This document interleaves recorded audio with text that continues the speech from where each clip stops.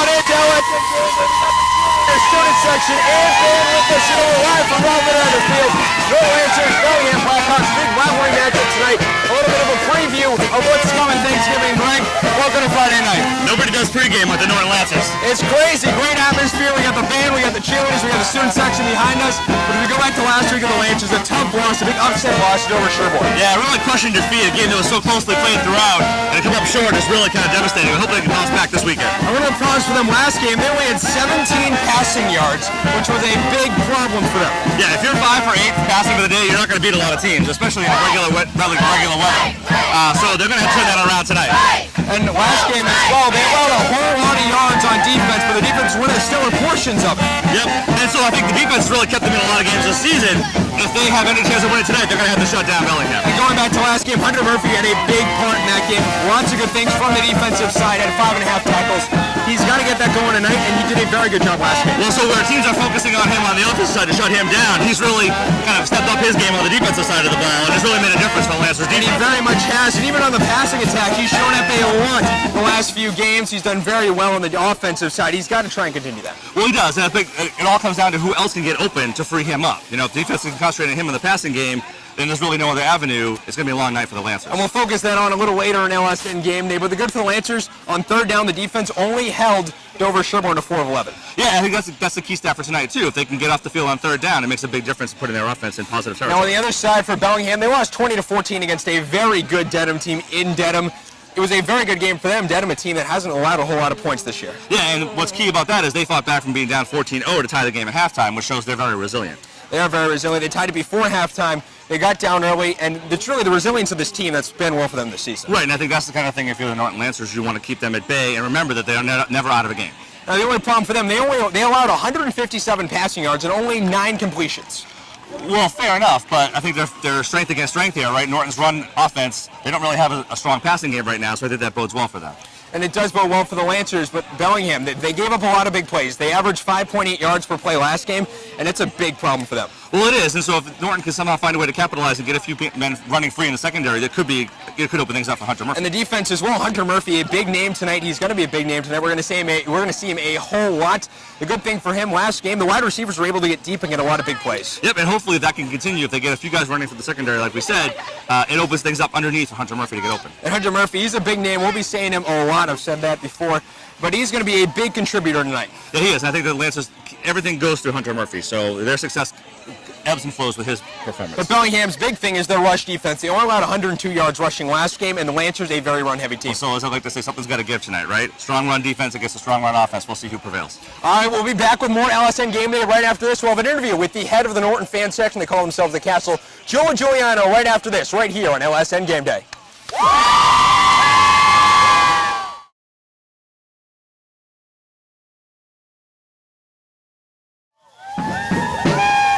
Welcome on back in LSN Game Day. The NHS pep band playing over there. We're joined by Joey Giuliano, the head of the Norton student fan section, the Castle. Joey, how you doing tonight? I'm good. How are you? Doing good, thank you. Now, what exactly is the Castle? All right, so it's a fan base for Norton High run by the students. Me and Colin Faraday both run it. You guys have quite the Twitter handle as well. Yes, we do. So how did this start? So I was sitting in class and I was thinking to myself, I want to go to a couple of sports games, but it's kind of hard to find the times for everything scrolling through the MIA website. So I wanted to get one big communal area where you could just go and find all the times. And it is everything right there at NHS_Castle on Twitter. You can find all the games there. Now you guys have an exciting new contest that you guys just announced today. Yes. So we wanted to get some more incorporation of themes and such for games to get the fan base more tight-knit. So we put out a competition that we'd put up $30 to whoever is the most committed to the fan base. That's going to be a tough task for anyone. Yes. I'm hoping a lot of people participate. Now, what's the theme for tonight's game? Blackout. Blackout, I like it. Bring it in. We've got the black jerseys on the field, black in the stands. I like it. Looking clean, yeah. I like it. So one last question before we let you go. You guys, you're also a hockey player playing on defense. How are you guys looking towards this year? We're really excited for this year. We lost a couple of core guys for the team, but we brought in a lot of freshmen, and we're really looking forward to it. All right, best of luck to you guys. We'll be back. We'll preview tonight's matchup right after this. This is LSN Game Day.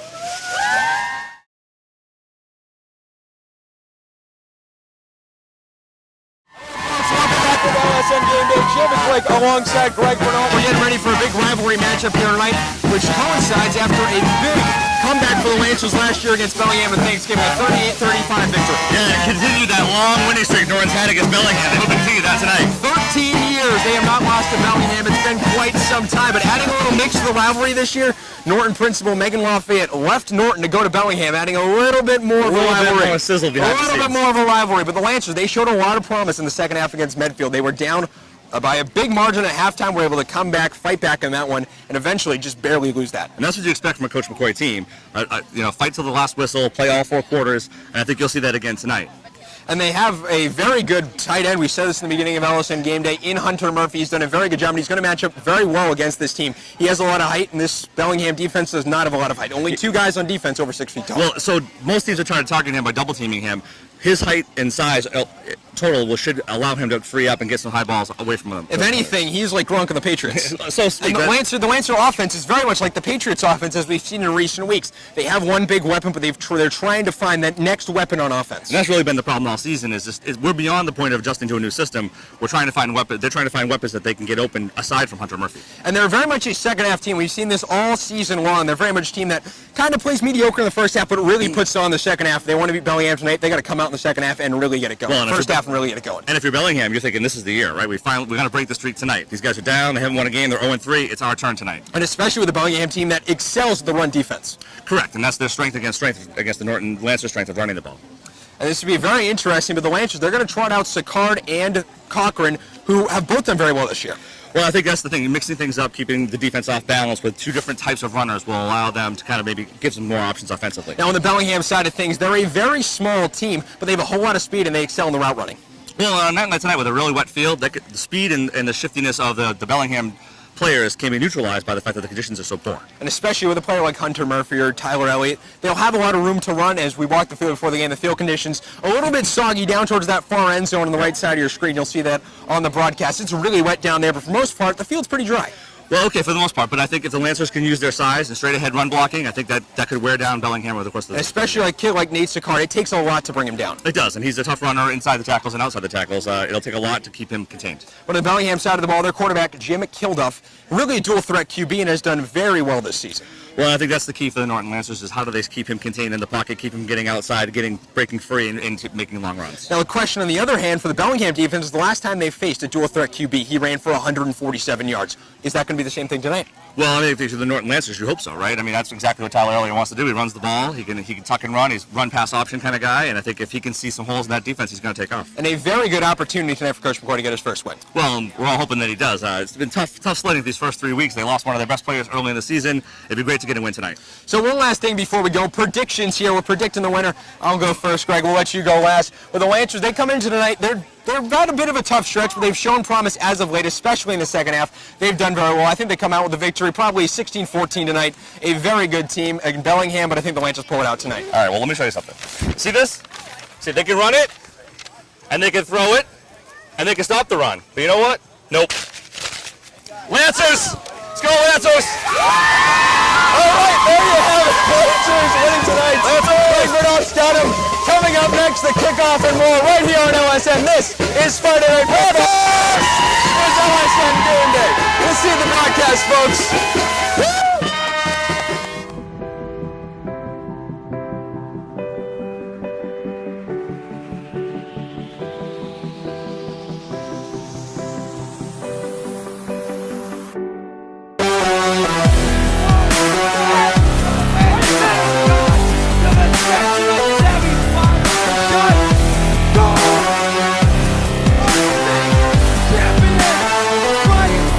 Pitch to the outside, runs and trying to bust through the hole and gets it. That more down, trying to bust through, touchdown. He's a back, this one's tipped away. Baker on the move. Goldstein, Gilbert right in the corner. This one in front, and there it goes, Justin Goldstein. Hello, folks. Welcome inside Robert Adams Field. Javik Blake alongside Greg Bernal, getting ready for some Friday Night Football action right here on LSN. Norton Lancers versus the Bellingham Blackhawks. LSN Game Day. Thank you to all who came out. It was a great atmosphere. And Greg, hopefully that's leading to a great game on both sides. That was a great start to the game for sure. If the Lancers can build off any of that, it could be a good night for them. I mean, if they're showing up in the stands like they are down there, I mean, it'll be a great 12th man here tonight. Interesting choice, Javik, by the Lancers to go towards the bad end of the field. If you can notice, the right side of the field, as we're looking at it on the TV screen, is really soupy. All right, the Lancers will be going left to right. Bellingham kicked this one off. That one high in the air will be taken by Cochran around the 25. He'll bring this one out. Makes a cut to the outside, makes one move, pushing forward to about the 42-yard line, and that's where the Lancers will set up shot. So it'll be Tyler Elliott and the Norton Lancer deep on the offense coming out tonight. Elliott last game held to only 5 of 8 passing for 17 yards and 1 interception in his last game. He's coming out, as well as Hunter Murphy. We highlighted him a whole lot in the pregame show, Greg. He's really going to be one of the key players here tonight for the Norton Lancers. As he goes, so goes the Lancer offense, I would say, Javik. And we've seen that happen a whole lot this year. Lancers coming to the game at an 0-3 record, 0-1 in the TBL.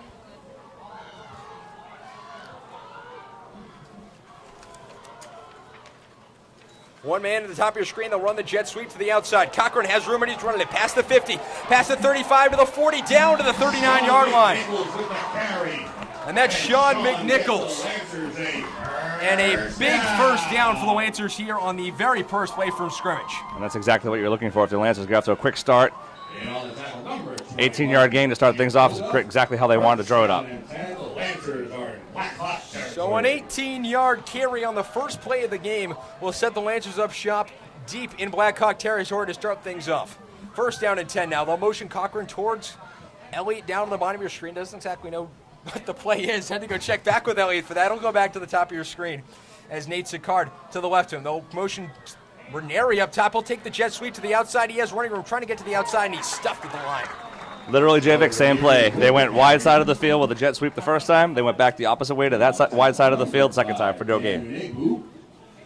Dan Enigbu with the tackle there. No gain, second down and 10 for the Norton Lancers. And they did run that again. And a surprising name, we just call it Joe Ranieri. He's only been targeted once, and that was in the Holliston game we saw all the way the first year, and he hasn't done much since. Right, and sometimes you establish tendencies, and so I think getting away from those tendencies can keep a defense off balance, Javik. One wide receiver at the top of your screen, one at the bottom of the motion, Cochran. And they'll run it. They'll try to run the same play instead of a little bit of an option. Elliott pushing forward to about the 32-yard line. Mm-hmm. And so yet another variation of the same play, Javik, right? This time, quarterback reads the defense and then keeps the ball himself. He's about 5 yards, makes it third down and about 5. So Jim Kilduff in on that tackle, the quarterback for the Bellingham Blackhawks. You'll be seeing him come out after this Lancer drive. 9:20 left in the first quarter. Ball on the 32-yard line. 3rd and 5 for the Lancers. Elliott comes back into the huddle. Sicard to the weak side of him. Down to the bottom of your screen is Joe Ranieri. At the top, Colin Cochran. He's motioning Ranieri back to him. Takes the snap. Looks for the handoff. Instead finds some running room to the outside. He'll get it. Tries to make a move. He does. Over to the outside of the 20. Down to the 15, out of bounds to the 14-yard line. A huge 18-yard gain for Tyler Elliott, and the Lancers are in business. Makes a move to the outside, and Tyler And again, Javik, same formation, same play action, same run-pass option, sort of an option play, if you will. And this time, Elliott chose to go outside instead of running up the middle. Lots of RPO here early. Run-pass option. Pushed out there by Jim Kilduff as Elliott going back to the huddle. And then we haven't seen this from the Lancer offense so far. Yeah, well, first of all, it's great to see them get so much traction first series of the game. They really needed to get off on, have a great opening drive and get out to a fast start against Bellingham. Sicard to the strong side of him. This one handed off up the middle to Sicard. A big body. He'll push forward down to about the 11 and a 4-yard gain. Yep, and we talked about this in the pregame, right? Lancers want to take advantage of their size advantage over Bellingham. And a lot of these between the tackle runs could bode well for the Lancers. And as we said in the pregame, it takes a lot to bring him down. He is a big boy, you can see it. Number 72, Charles O'Brien. Charles Chucky O'Brien in on the tackle, the junior defensive tackle. Second down at about 6. Ball marked just outside the 10-yard line. Standing in at 5'10", 235, and we see this a lot from the defensive line. As now Hunter Murphy flexed out as a wide receiver. Usually in the slot, if anything, but they're going to flex him out to the outside. With the H-back formation here, 8:11 left in the first quarter. The motion over the bottom of your screen. He'll take it himself on the option, pushed up the middle, but held at the line and tackled down by Bellingham. Got a flag on the play too, Javik. Quarterback keeper held up. In on the tackle, number 56, Jaden Aaron. And number 58, Jacob. It's either an offsides or it's an illegal formation on the Lancers. Trying to see which way the referees want to go with this. Javik, interesting to see Hunter Murphy split out wide on a one-on-one matchup. You'd look to exploit that if you're the Lancers. Still waiting for the signal. And we did see this last game at home against Holliston. Holliston ran into a lot of trouble with flags in the second half. That really led to a Lancer comeback. So they're marching it off against the Lancers. We just don't know what for. I'm assuming legal formation. It's going to be 2nd down and 6. Formation. 2nd down and 6 now for the Lancers, as they'll get it going again. Ranieri at the top of your screen. Hunter Murphy at the bottom. They'll look to pass to him over the middle. The pass complete, and he has it inside the 10-yard line. And again, as we said, right, you have Hunter Murphy split out wide on a mismatch and one-on-one coverage. You knew it was only a matter of time before they tried to capitalize on it.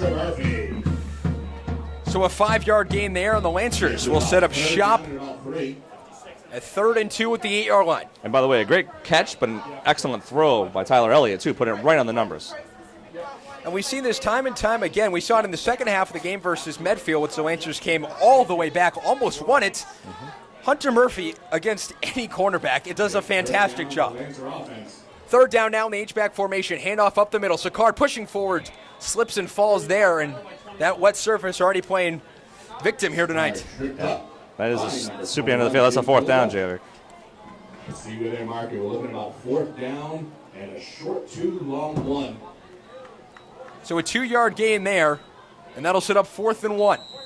A big play here early. The Lancers on the season, 3 of 6 on 4th down conversions at an even clip of 50%.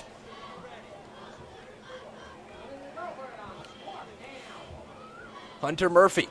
They'll look to give it to Sicard up the middle, pushing forward, dives, touchdown, Norton. 6-0 here early as Sicard doing his thing.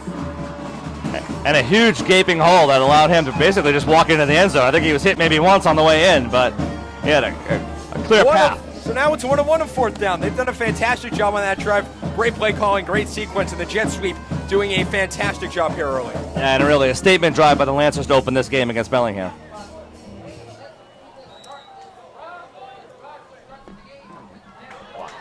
And that one blocked, and it'll be picked up by Bellingham, and they'll try to run this back. And extra points have been an issue all season long for the Lancers. As that one's blocked, and we stand at 6-0. 6:14 left in the first quarter. Nate Sicard getting a touchdown when we come back. Bellingham on offense for the first time tonight.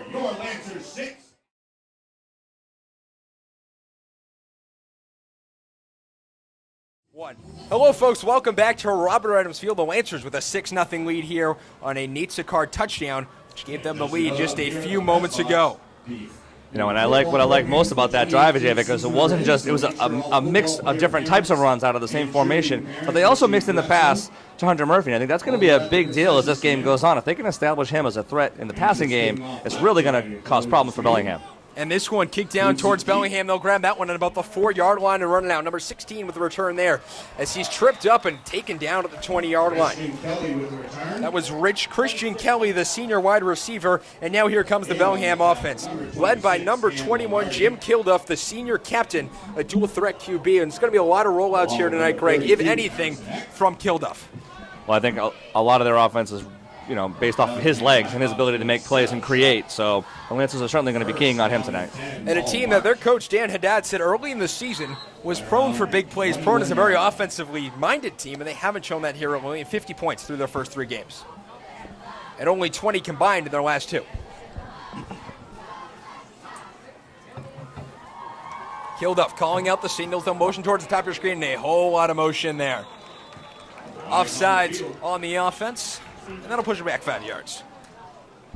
Yeah, they're a little too cute with the spread formation. They're looking to shift into a different formation from the spread, but just too many people moving at one time. And once again, welcome to 2018. And you saw Jim Kilduff trying to point out to his wide receivers, trying to get some movement. James Palmer trying to motion him to the top, and then everybody moved. Yeah, and the one of the things you want to check out here too, Javik, is watch the Bellingham team use the spread formation to run between the tackles. If they spread the Lancer defense out, there could be more room in the middle. The Lancers, though, match up very well on the defensive end. Lots of tall bodies.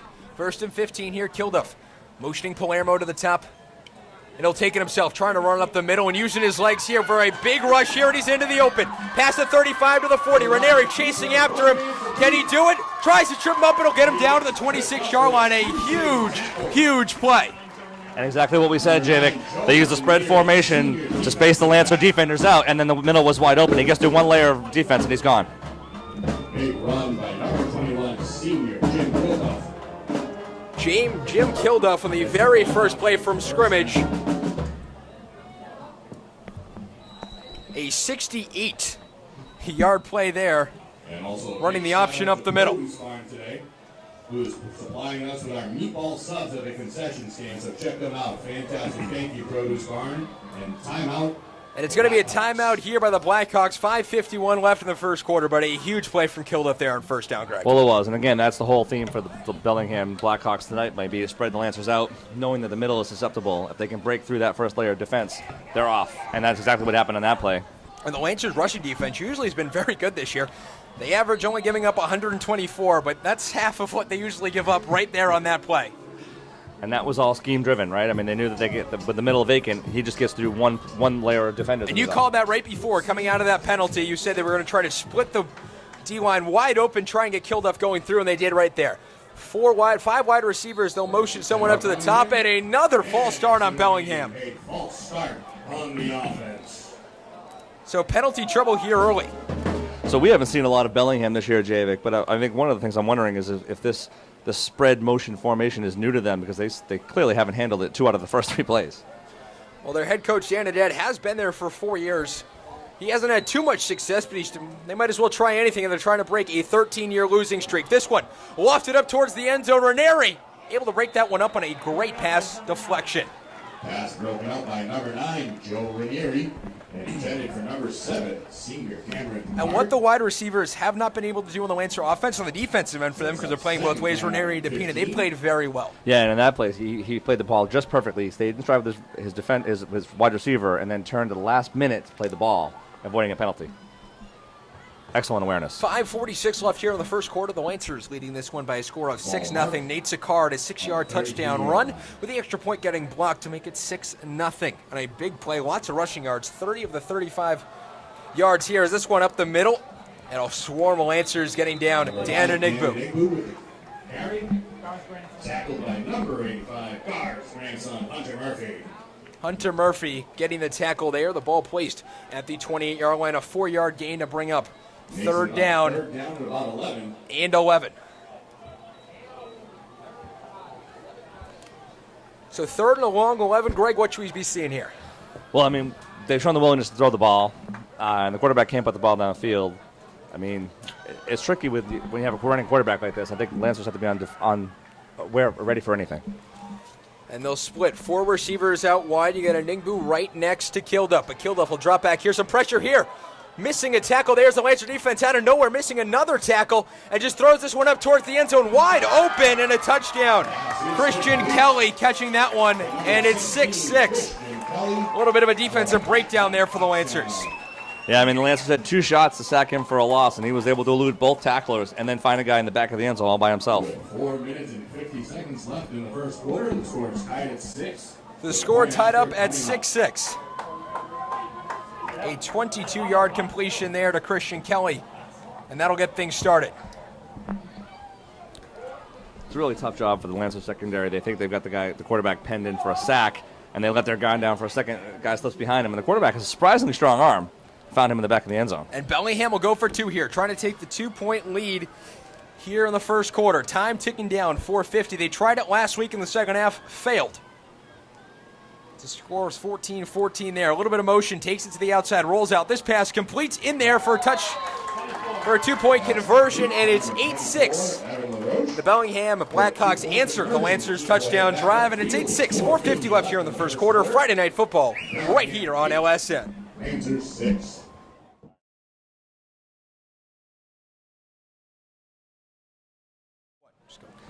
So, Javid, coming back from break, one of the things that drive was very crisp by Bellingham. I mean, they have the 2 motion penalties, and I think they just have a little hard time figuring out how they want to motion. But that 2-point conversion was excellent. It was just an in-out route.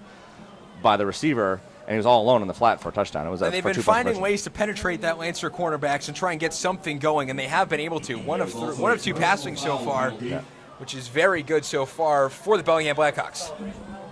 And an excessive celebration, Bellingham will be kicking off. No, that penalty was So on a personal foul on the Lancers, which means Bellingham's kicking off from the 45-yard line of the Norton Lancers. So we'll kick this one out of the end zone.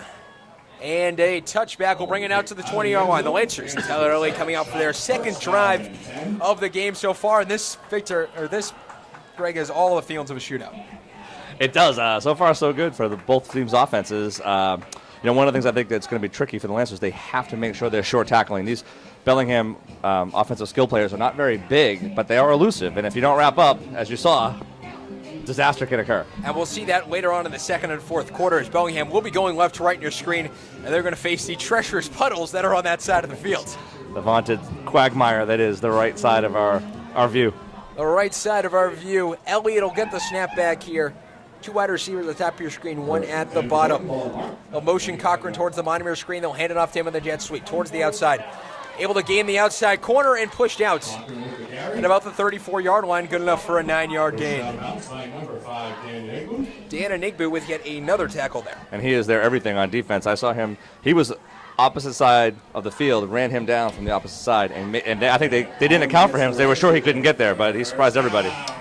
And another first down for the Lancers there, their fifth of the game so far.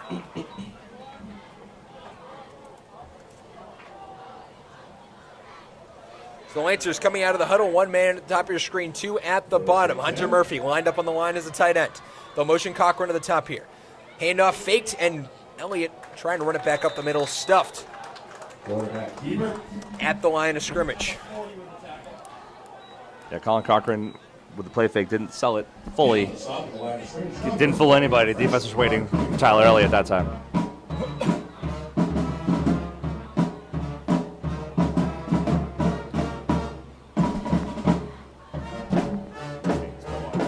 Murphy will be spread wide there here on second down, as it's second down and 9 here. Elliott gaining about 1 yard on that play.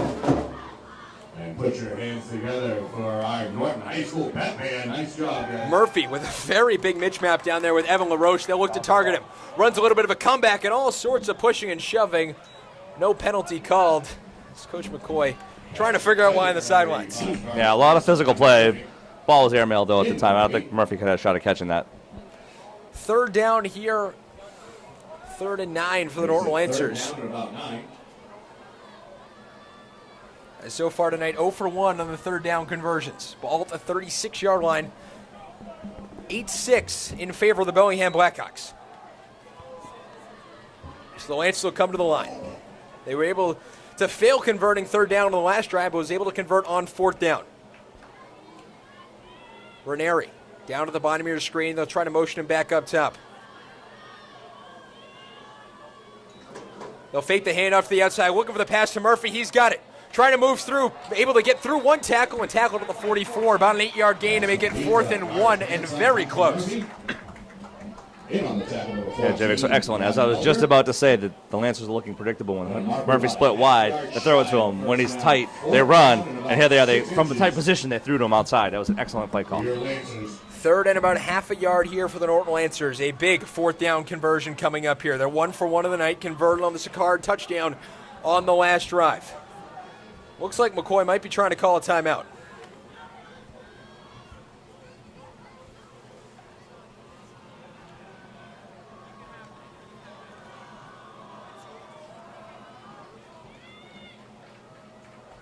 We'll see exactly what Rob McCoy is doing there, and he'll call a timeout. Here with 2:49 left and 4th and 1, and Greg, a very big play right here. Well, it is. I think this is decision time for Lancers. I mean, Bellingham moved the ball very, very well on their first drive. Do you really want to give them the ball in positive territory with a failed 4th down attempt? But here we are. The Lancers have converted quite a few times on 4th down this year. 4 of their 7 conversions have been successful. They're going to do it here. Wouldn't be surprised if they handed it to Card and just let him go up the middle with it. A bad snap. That one on the ground. They won't be able to convert. Elliott was leaning in like he was going to sneak, and the ball just kind of slipped out of his hands. Didn't get the snap from the center. recovered by number 34, Nate Sicard, but not enough. So Nate Sicard recovers that one there, and they'll turn it over in their own territory. Yeah, exactly the opposite of what Norton wanted to have happen there, and I think they felt like they had the push up front, just failed to get the snap. A rough sequence of events there. They did, and now they set up Bellingham in plus territory. And snaps have been something that have not been great for the Lancers all year long on all sides of the football, special teams and at the line of scrimmage.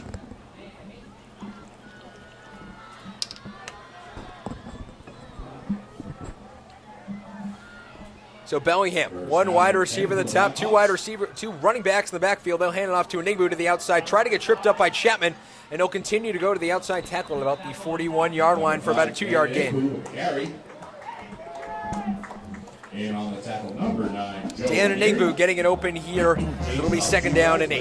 Yeah, excellent pursuit by the Lancer defense there, Javik. After an initial missed tackle in the backfield to bring him down for a short gain. Excellent play by the Lancers. Brady Chapman able to penetrate that backfield, get through that line, but it wasn't enough.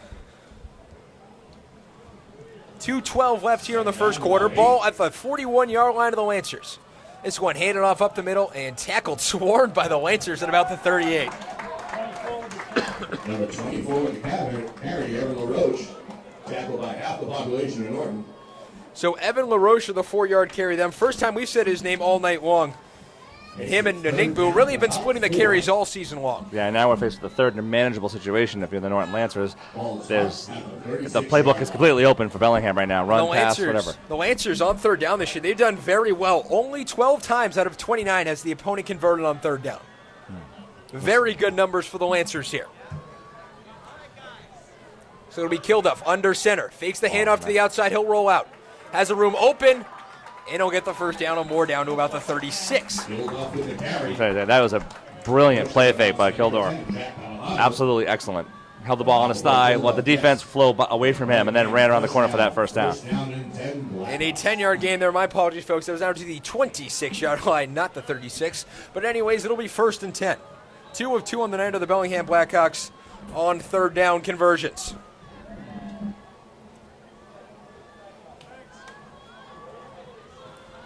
Kilduff under center. One wide receiver at the behind mirror screen. That's number 16, Christian Kelly.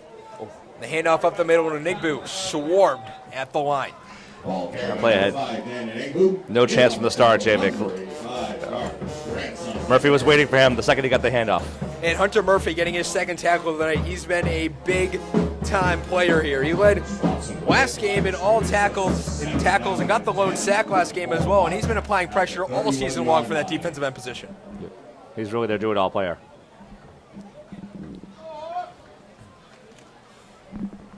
So with 47 seconds left here in the first quarter, Jim Kilduff and the Bellingham Blackhawks will go to the line.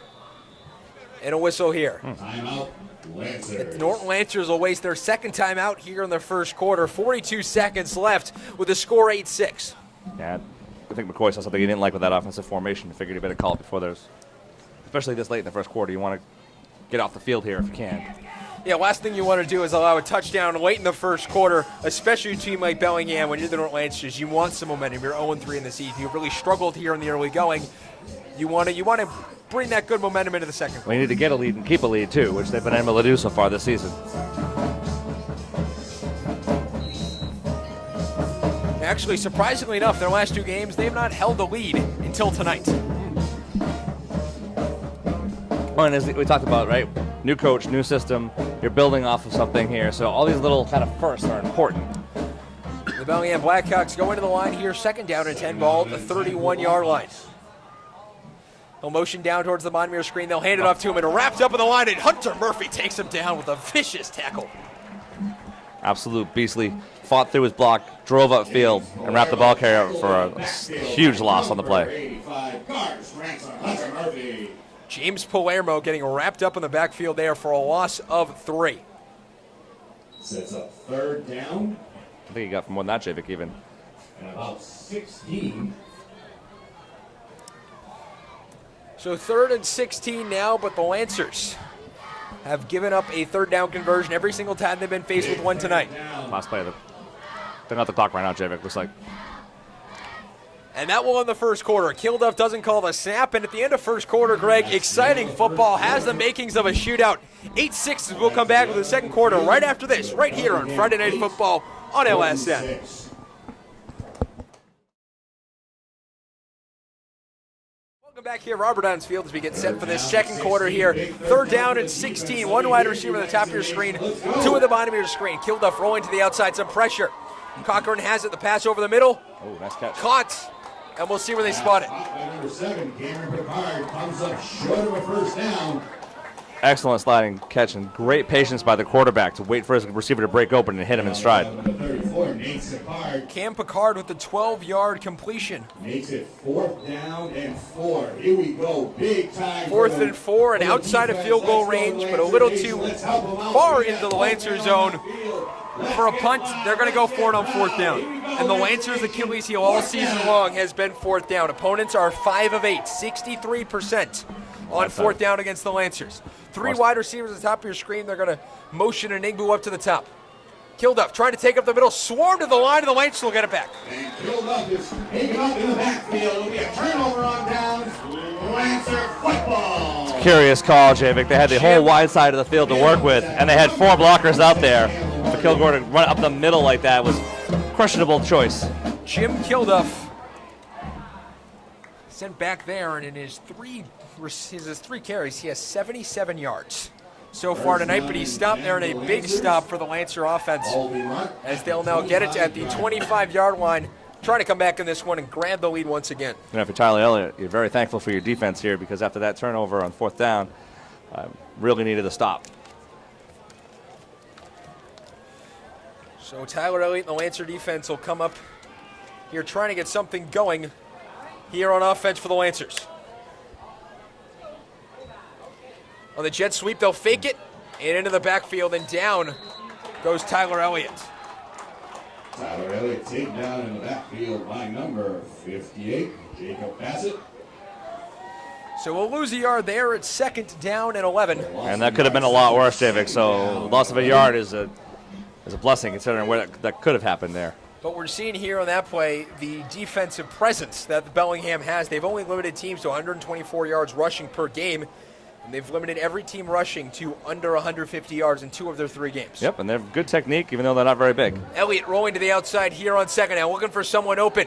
Fires it to Murphy over the middle, making the catch at the 35-yard line, and he'll be brought down. The 30-yard line. I mean, it's all great that he's a man amongst boys out there on the field, but he's got people draped all over him, and there is no penalty flag in sight. He keeps making the catch, but he's being interfered with on every pass play. Sets up 3rd down. Kind of like the Gronkowski rule, Javik, right? I mean, he's so big, they let the defenders get away with a lot more with him, it seems. So now it's 3rd down for the Lancers. They haven't converted once yet tonight, but it's 3rd and 4. 31-yard line here, as Hunter Murphy continuing to show his prowess.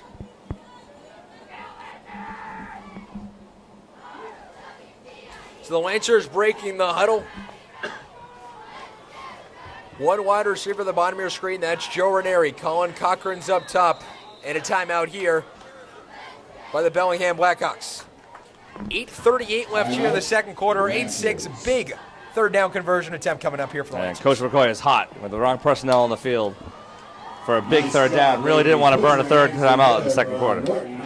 So the only timeouts the Lancers have left are their 2 30-second timeouts here in the first half, and we have a long way to go. 8:38 left here. We do, and it's only the first half, so it's not like you have to worry about game management at the end. But, I mean, in a game like this where it could be a very tight game, you do want to be able to control the clock when you need to. So in the huddle, it's Rob McCoy calling the plays. What do you expect here from the Lancers? Well, my guess is they're going to go the spread offense, and they're going to do some sort of, use the wide side of the field to their advantage. Let Tyler Elliott decide if he wants to hand off or keep it. I don't think they'll risk it with a pass play here. And they have Sean McNichols at the top of your screen here. Number 9, Joe Ranieri at the bottom of your screen. 4 yards to gain here, and stacking the box here in a dime formation. Jet sweep to the outside, instead he'll try and take it up the middle, trying to squeeze forward. And it looks like he might get around the 1st down marker. Elliott with the quarterback keeper. Let's take a look, see where they'll mark him. The leading rusher for the Norton Lancers this year, 218 yards. And they'll mark him at the 39-yard line. Yard short. Down marker's wrong, Javik, but it's 4th and inches. There it is. 4th and inches. Here the Lancers go. They have not converted on a 3rd down conversion. They're 1 of 3 on 4th down, and they're going to punt this here. Sicard sends this high and flying, and a block in the back. Or looked like a block in the back, but not called by the referees, and the Lancers will down this at the 40-yard line. 7:52 left in the first half. We'll go to break, and when we come back, the Bellingham Blackhawks will try to get something going here on their 3rd possession of the ball game tonight.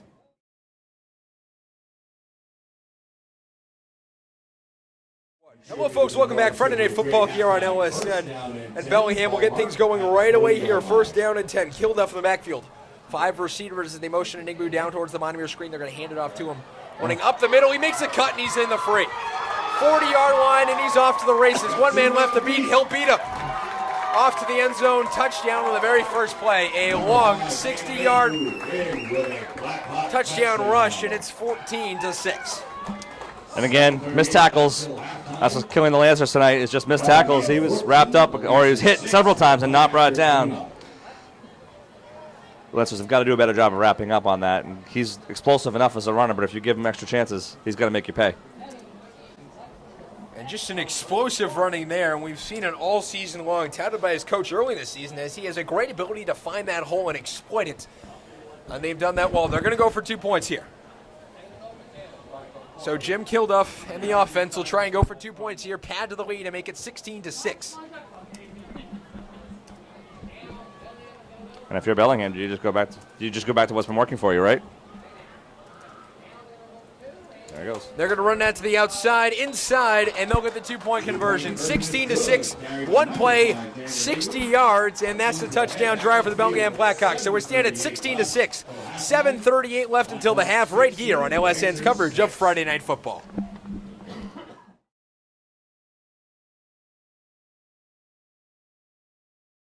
So Javik, as we come back into the game here, the typically stout Lancer run defense has really been hampered by their inability to wrap up. 140-something yards of rushing already in the first half by Bellingham is exactly the opposite of what we thought was going to happen tonight. And it's all on 2 explosive plays. Yep. Jim Kilduff, very first play of the game, as we see a squib kick here. A little trouble picking that one up as the Lancers will move this forward. Jelani Apina has room.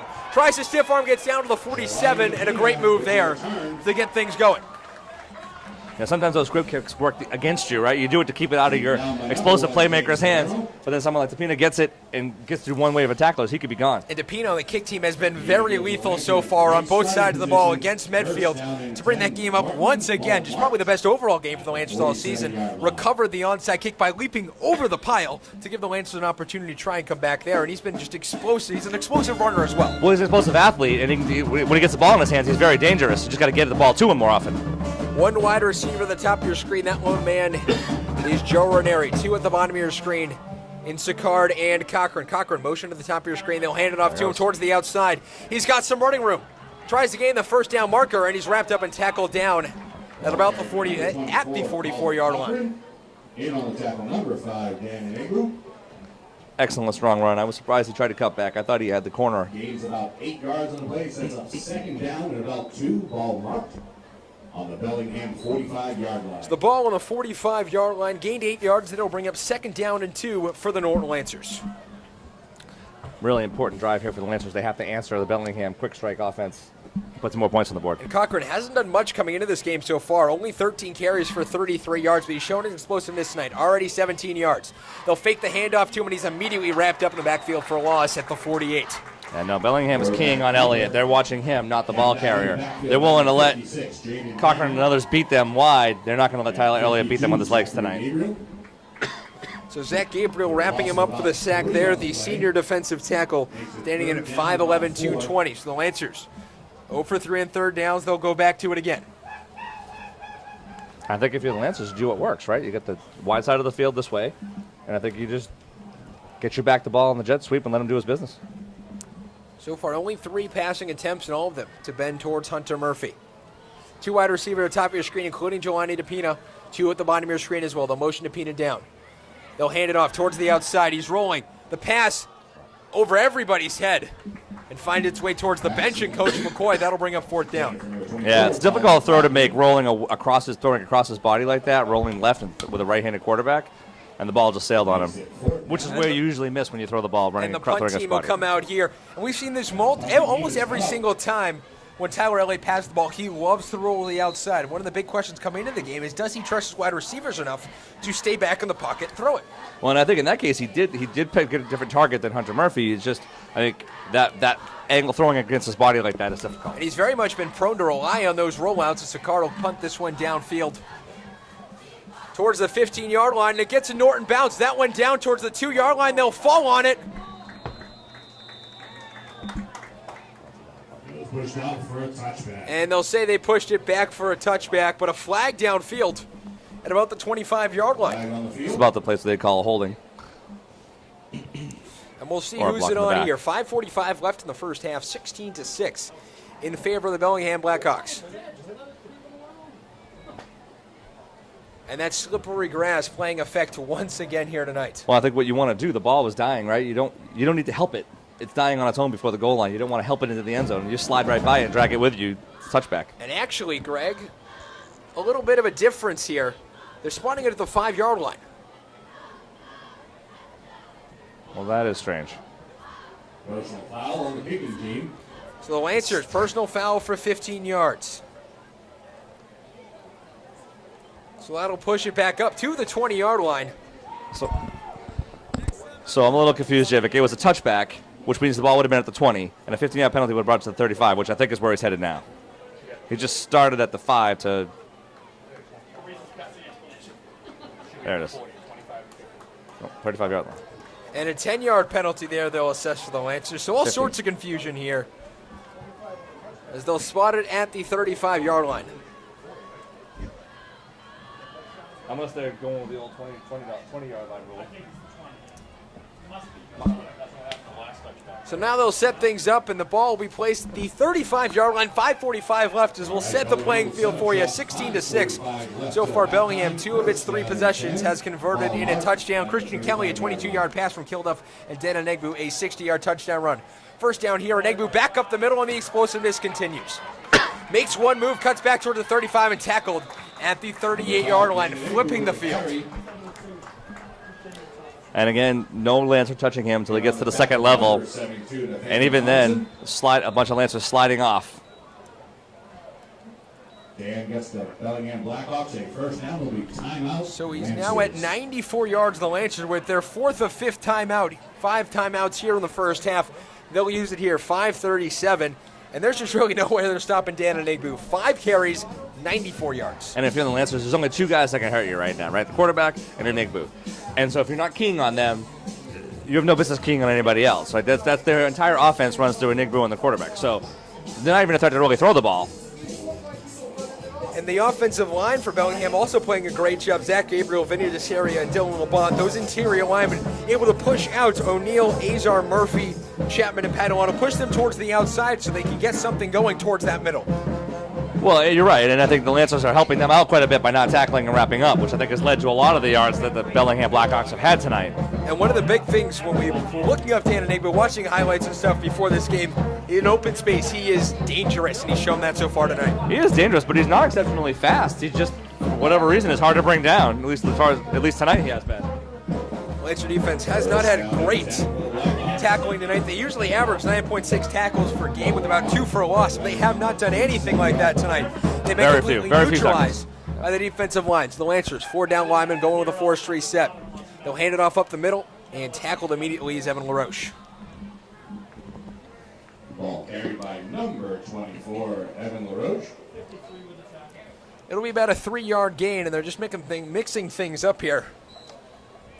And coming into the game, it looked like Anegbu and LaRoche might just switch off carries, but it's been a very different story here so far. It's really been the Kilduff and Anegbu show in that backfield. Well, I think you ride what's hot, right? And Anegbu and Kilduff are both doing an excellent job keeping the Lancers off balance. 3 yards, sets up second down at about 7.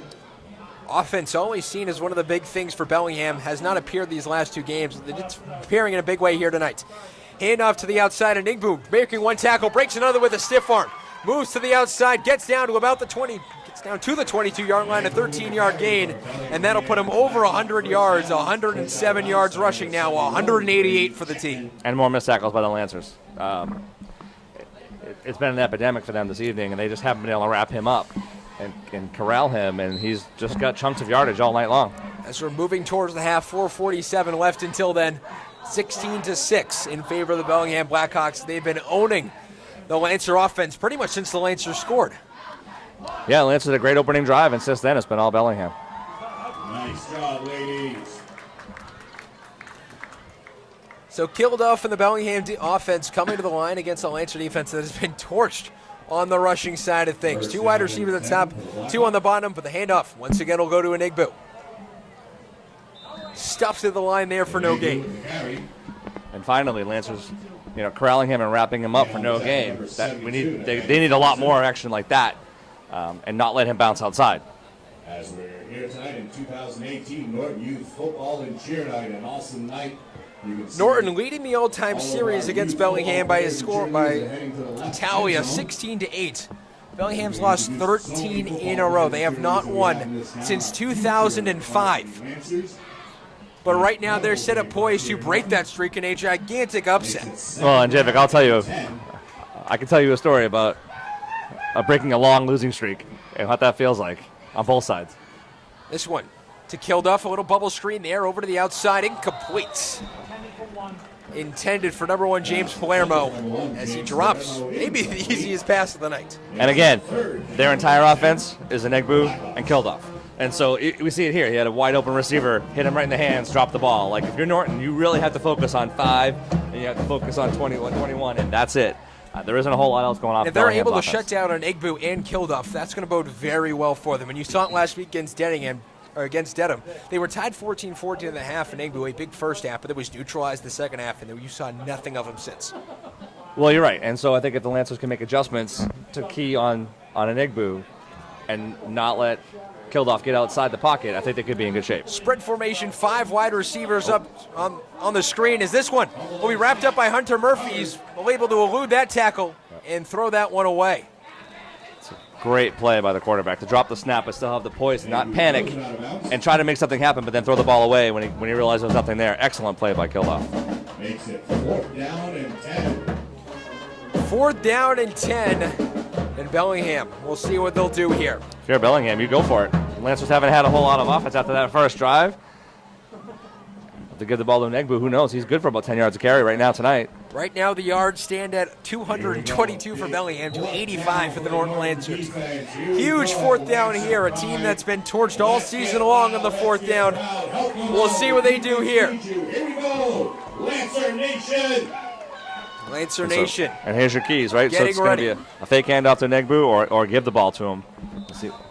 2 wide receiver at the bottom of your screen. Now motion to 3 at the top. The pass looked to be complete, but all sorts of whistles and the timeout. Right before the snap, Javik, Bellingham called the timeout. Timeout. So 3:45 left in the first half, and when we come back, a big 4th down conversion coming up for the Bellingham Blackhawks right here on Friday Night Football.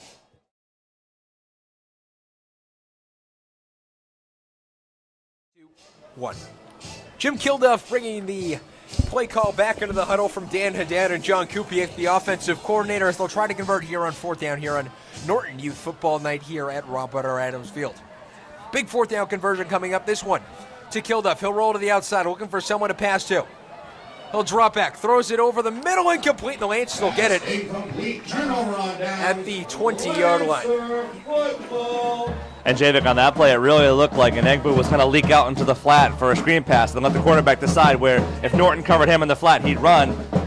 Norton didn't bite. I think they saw what I saw and forced him to throw the ball downfield to a receiver that wasn't open. Excellent defense by the Lancers when it counted.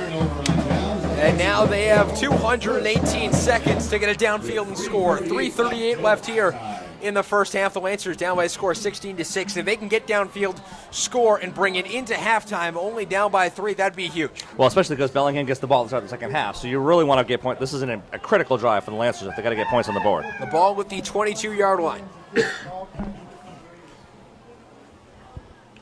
It'll be McNichols and Cochran at the bottom of your screen. Ranieri up top. They'll motion up Cochran to the top. And it looked like to be a jet sweep. Instead, held the ball, and he's got some room. He's got running Ruben Moore over to the outside of the 40. He's into the clear at the 50. Looks to cut back and taken down to the 45-yard line. A huge rush for Tyler Elliott and the Lancers. Set up very well here on a big first play. And Jimmy, that whole play was set up by an excellent play fake by Tyler Elliott. By holding the ball on the running back's stomach as long as he did, he forced the defense to commit, and that left the entire left side of the field open for him to run. Now has Excellent 56 yards rushing on the night, adds to his total of 218 on the season. They'll motion McNichols now to the top of the jet sweep, runs it to the outside, has some running room, looks to get into the hole, sheds off the tackle for Meningbu, and tackled down to the 38-yard line. Excellent speed and awareness by Sean McNichols there to get wide, bounce off, or hit a tackler and fall forward for 3 extra yards. Now, if you're the Lancers, Javik, you have to take your time here. You don't want to score with too much time left in the clock and give Bellingham a chance to score back. Sean McNichols this year only 4 carries for 11 yards, but tonight, that 1 carry for 18.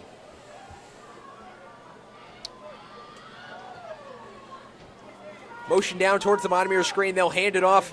And here comes Colin Cochran over to the outside, able to elude 1 tackle, high stepping out. Moving forward down to the 20-yard line and a big 17-yard gain for the Norton Lancers and another first down as they're marching downfield. And those Lancers have kind of finally gotten their offensive legs underneath them, if you will. But again, Javik, sticking to what works, right? These long jet sweeps across to the wide sides of the field and working all night for the Lancers. There's no reason to stop them until Bellingham can prove they can stop it. And in 1 minute, they've moved the ball downfield.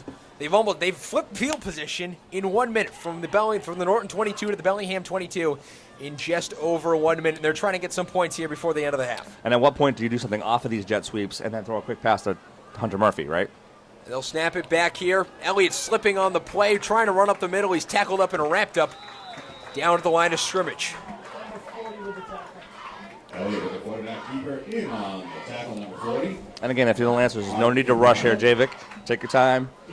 Use the play clock to your advantage. Get your players into the right formation and execute the play. Second down late as Elliott wrapped up by almost the entire defensive line for the Bellingham Blackhawks. We got 1:48 and counting down here in the first half.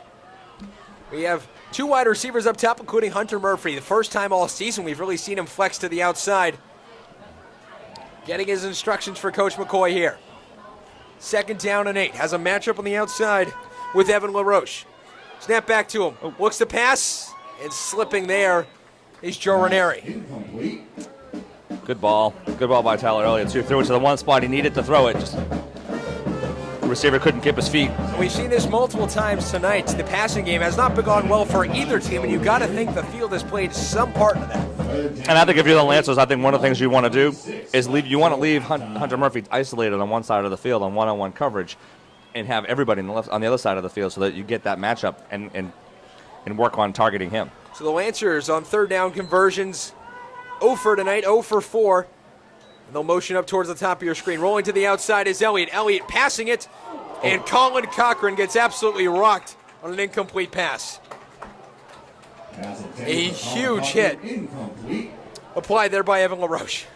That was an absolute manhandling. Makes it 4th down. And credit to Cochran for getting up after that hit. 4th down and 8, and the Lancers will go for it. 1:18 left in the first half, and this is a wasted drive if they don't get it here. Well, I mean, take what you can out of the drive, right? Obviously, points are critical here. You don't want to go on the halftime losing by 8 points, and you don't want to get with Bellingham getting the ball back. On the other hand, you're right. They did show a lot of poise driving down the field. Has all the makings of a shootout here. It had all the makings of a shootout in an early going. Tapered off a bit here as we march towards halftime. 16-6 the score.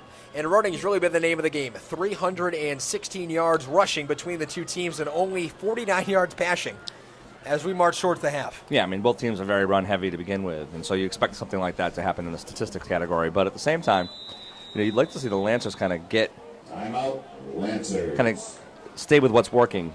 I think they drove down the field with these jet sweeps and these wide side of the field runs, and they got away from that once they got down here in the red area. The Lancers will take their final timeout here. 1:18 left in the second quarter, and a big fourth down conversion opportunity coming up for the Lancers. So remember, folks, at the half, we'll have Ellis end of the half. Me and Greg will break down everything in the first half. We'll look around the TVL, go over highlights, And we'll have to highlight, first things off the bat, definitely Dan Enigbu's rushing ability here in the first half. Enigbu's rushing ability, Lancers tackling. Or lack thereof. Or lack thereof on the defensive line. Yep. And we saw a lot of positives in that last drive by Bellingham. The Lancers did a much better job of wrapping him up once they got down inside Lancer territory. They just need to make sure that they make those adjustments in the second half. And the Lancers coming out here trying to get something going here on 4th down. 4th and 8 from the 20-yard line. They'll come to the line, Elliott with the play call. One wide receiver at the top of your screen, one at the bottom. He'll drop back. Pressure coming. Throws it deep to Hunter Murphy in the end zone. Can't come up with a pass. And right there, he'll turn it over the 20-yard line. Another series with absolutely nothing. And Coach Rob McCoy is livid on the sideline with the ref. Well, and he is, but they had the matchup they wanted, and it was well covered by the defense. You want Hunter Murphy one-on-one with anybody, you'll take your chances. In this case, excellent coverage by Bellingham. Once again, dropping the Lancers to 1 of 3 on 3rd down. The only 3rd down they converted, the only 4th down they converted was Nate Sicard's touchdown run all the way back in the first quarter. So we stand at 16-6, 1:10 left in the first half. Bellingham will get the ball back. And if you're Norton right now, there's a minute 10 left. You cannot let Bellingham get any points going into the half and then get the ball back to start the second half. This is a pivotal drive for the Norton defense. Last thing you want to do is go down by 3 scores going into halftime. Mm-hmm. If they keep it close, they're very much a second half team with lots of opportunities. Kilduff rolls out to the outside, looking for a pass. Pressure coming as he's wrapped up. And this one taken into the lane, so get it right back. They'll bring this back here. Running to the outside and tackled at the 20-yard line. Brett Mortis, 2 straight weeks with an interception. Coming up big here, and the Lancers will get the ball right back where they started. No, I mean, what a huge break for the Norton Lancers. Kilduff got nothing on that throw. He was going for it all on that pass. His receivers are covered, and he threw a buck that just hung up in the wind and was picked off and easily run back. Brett Mortis came up last week with a huge interception at the 1-yard line at 3rd and goal versus Dover Sherborne. This week, the same thing late in the first half and could hopefully, if you're a Lancer fan, lead to some points. Well, all he was playing center field, Jay. He's just watching them. Kept his eye on the quarterback, watched the ball flight, and made the catch. And interestingly enough, Mortis also an outfielder by trade of the baseball diamond during this spring. But last year, he missed all last year with an ACL injury. Comes in these last 2 games that made a pivotal difference. Yep. Big spark from the Lancers. Let's see if they can capitalize. And we'll see what they do here. They'll go to a passing play here on 1st down. He'll drop back, throws it to Hunter Murphy, and he'll give it right back with an interception. Dan Enigbu doing it all tonight, intercepting it, takes it to the outside, and he's still running. Elliott will tackle him down with 41 seconds left and a flag on the field as we got a fist fight. Down there and a whole lot of flags, number 58. Jacob Bassett getting into it. You never like it when a player starts throwing a bunch of punches, then runs away with his hands up in the air like it wasn't me. Not sure who it was on the ground. Looked to be number 67. That's Jacob Chapman, the senior captain.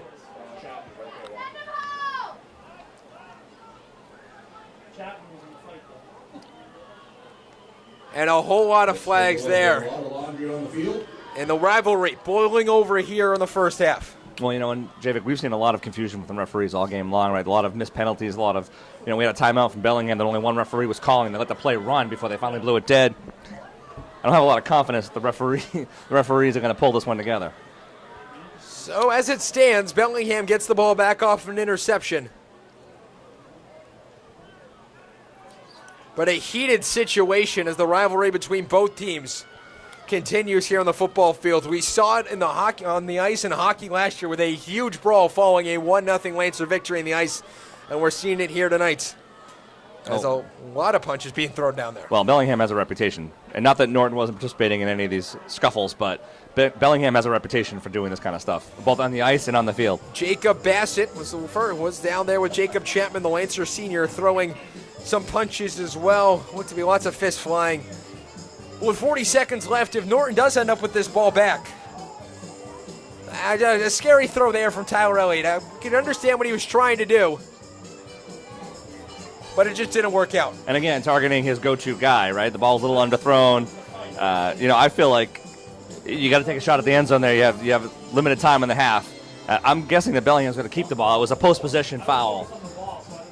So I think Bellingham's going to keep it, but the question is, how do they sort this out? They've only been speaking to the Bellingham coaches, so I don't know if that means they're getting more penalties or less penalties.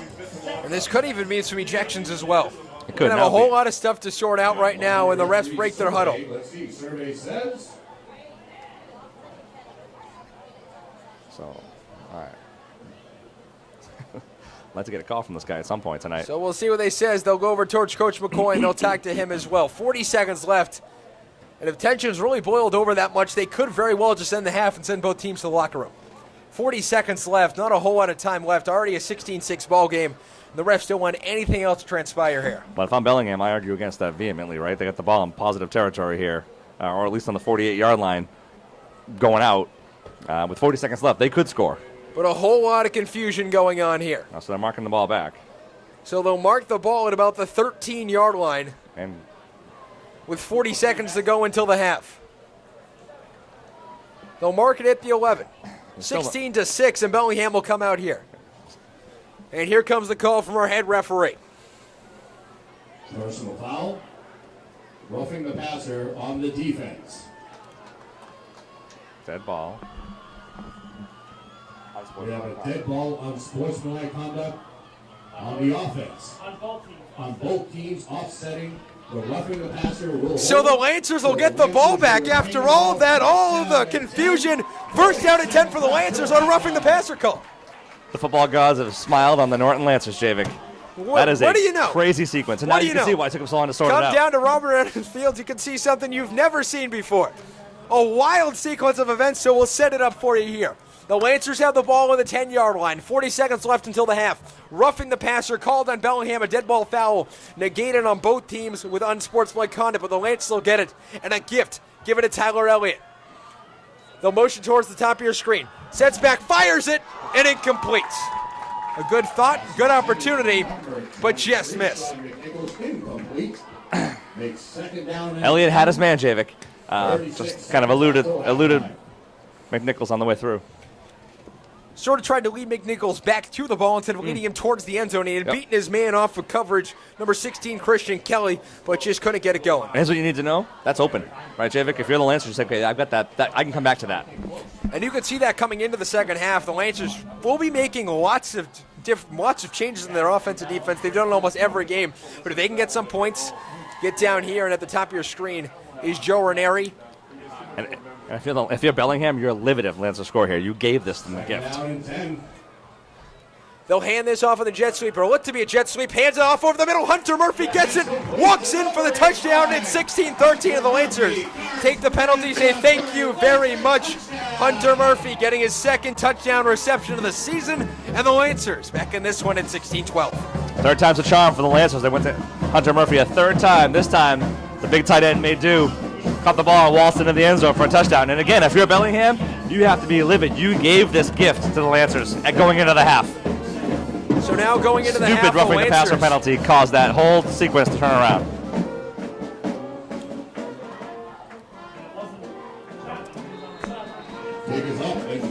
So the kick missing here, but it's 16-12 with 29 seconds to go. The Lancers crawling their way back into this one, down by 4 as we're nearing the half right here on Friday Night Football on LSN.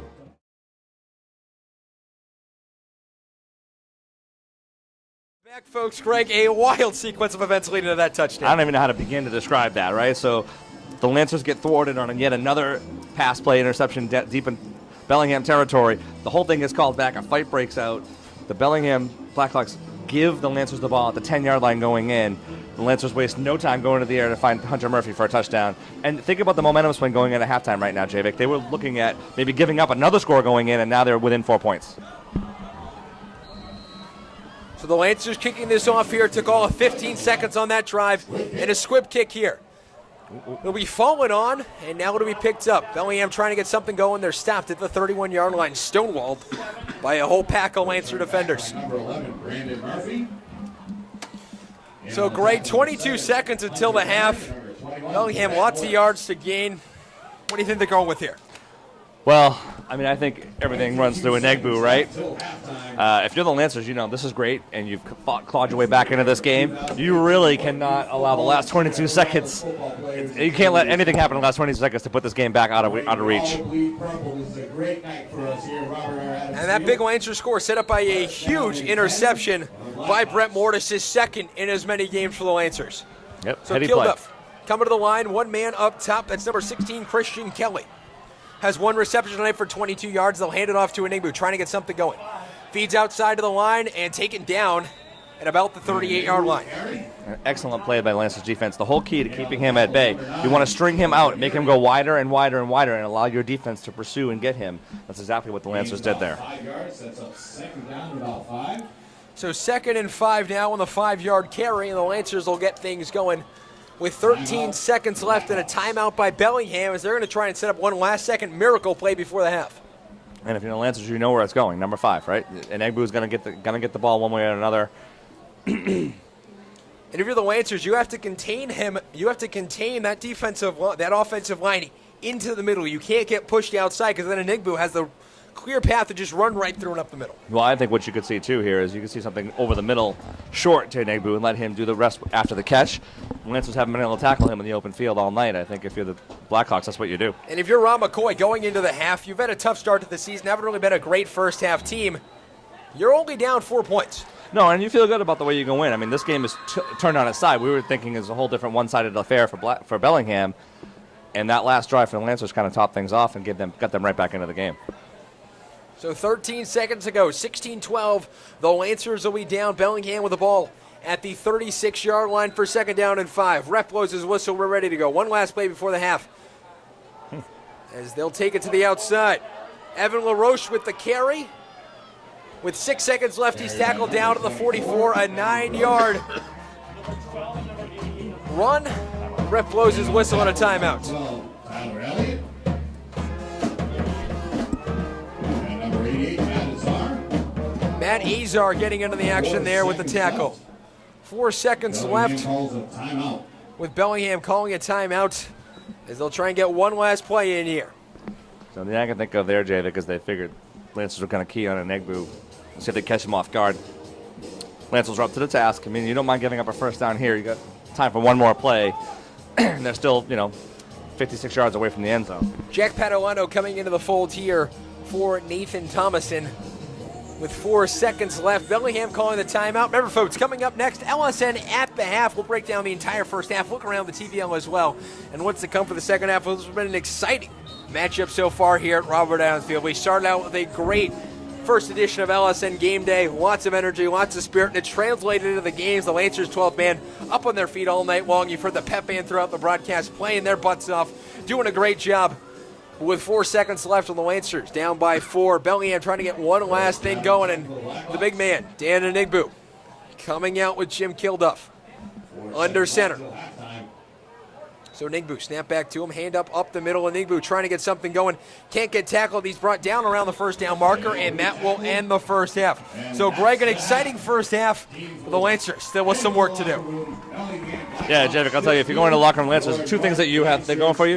You started finally wrapping up Enegbu, and you were able to score going in before the end of the half. Excellent work. So we hit the half. Ellis into the half coming up next. 16-12. The Bellingham Blackhawks leading this one.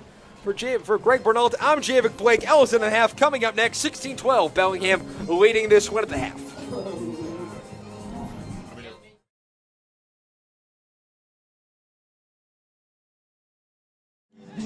Hello, folks. Welcome into Alice in the Half. Javik Blake alongside Greg Bernalt. And Greg, what looked like a very strong half of the Bellingham Blackhawks turned completely around in favor of the Norton Lancers towards the end. Yeah, this is a very one-sided affair for most of the first half until that series in the end where Lancers were able to get the ball back on kind of a fluke play and a fluke call and put the ball in the end zone to keep the game close. And that roughing the passer call, maybe the biggest call of the entire game so far. Yeah, if you're the Bellingham coaching staff, you're furious. You had the Lancers pinned in, you turned the ball over, and you had the ball in plus territory, only to give it back to the Lancers on the 10-yard going in. That's tough. And what most people will forget about that is the whole play that set up that. Brett Mortis with a huge interception, is second in as many games, doing fantastic as well. Yeah, I mean, Bellingham going for the knockout punch with a deep ball, but the ball got away from the quarterback, it fluttered, and center field was, he's playing center field, made the interception and ran the ball back. And that pressure from the defensive line played a huge part in that. Yeah, so it's been hit or miss with the Lancers on defense, right? They've had a couple of flashes of greatness, but for the most part, they've been neutralized by the Bellingham offensive line. And Tanner Negbu's done a fantastic job, done 124 yards rushing and 9 carries. He's been an explosive part of this defense. And Negbu is the real deal for absolute certainty, Javik. And the Lancers have not been able to wrap him up until late in the second half when we saw them starting to finally figure that out. And it's really been a Negbu and Kilborn doing a fantastic job both sides of the ball, just pushing out the big play abilities. Well, they have, and I think a lot of it has to do with the shiftiness of both of them. They're not big guys, but they are very elusive. And the way this field's playing tonight, it's wet, but it's not wet enough to neutralize the Negbu. And he's making cuts, making moves, getting towards the outside, and he's doing a fantastic job. Yeah, well, that field's only going to get worse as the game goes on, Javik, I assure you. And you can see it on your TV screens. The field is, as it is grass, is slowly deteriorating as we'll go through the night. We've seen it a lot through towards the end of the half. It's been a lot. It has. And it really turns out what teams make the adjustments in the second half to deal with the field conditions, as well as what offensive plays they run to combat them. Now, coming into tonight, we thought it'd be a very rush-heavy game. It has been a rush-heavy game when the Lancers have passed. Hunter Murphy's come up in a big way. 4 receptions for 25 yards and a touchdown. He's playing like Gronk out there tonight. Well, he is, and I think they have a mismatch there with Hunter Murphy versus everybody else on the Bellingham team. He's just got a height advantage and a size advantage over them. But they got to be careful. They go to the well too many times with him, and Bellingham will adjust. They've already, all 4 completions have gone to Hunter Murphy, and of the 7 attempted passes, 5 of them have gone to Murphy himself. He's been targeted a lot, and in Bellingham, you're going to start double-teaming him, which really neutralizes the Lancers' pass attack unless they find someone else. Yeah, I fully expect Bellingham to adjust and put 2 guys on Murphy and take him away from the passing attack, because the Lancers haven't shown the ability to get the ball to anybody else. The Lancers on the rushing side of things, though, Colin Cochran's done a fantastic job. 4 carries for 40 yards, but the jet sweeps have been huge for the Lancers. Well, the Lancers just taking what Bellingham's giving them. They're leaving the wide side of the field open, and the Lancers are exploiting it. And Bellingham's defense is really concentrated on that middle of the field. The Lancers exploiting it by using those jet sweeps, getting to the outside, and Bellingham has not been able to adjust. Well, Bellingham has taken away the middle of the field almost exclusively, with the single exception of the touchdown. Bellingham has done a great job of blocking up the middle, but the outside is open, and the Lancers are using it. The Lancers exploiting it time and time again. We'll see what they do in the second half, and if you're coach in the locker room, what are you saying to your team? Well, if you're the Lancers, we fought back. We have a chance to get back in this game, but we can't let our guard down. And Negbu is a threat. He can beat us at any time from anywhere on the field. If you're the Bellingham coaching staff, you're like, we had them right where we wanted them. We let them off the hook. We've got to make a statement drive in this first drive of the third quarter and put these guys away. And they will be getting that ball first. And if you're Bellingham, you want to score right away and get it going. Yep, and I think if you're the Lancers, you're keying on Negbu, and that's it. If they could shut down Negbu and Kilborn, well, good things will happen in the second half. We'll see. The Lancers have been a second-half team all season long. We'll see if they continue that trend here tonight. 16-12 as we head towards our third quarter right here on LSN. For Greg Bernal, I'm Javik Blake. This has been LSN to the half. We'll be back with the third quarter right after this.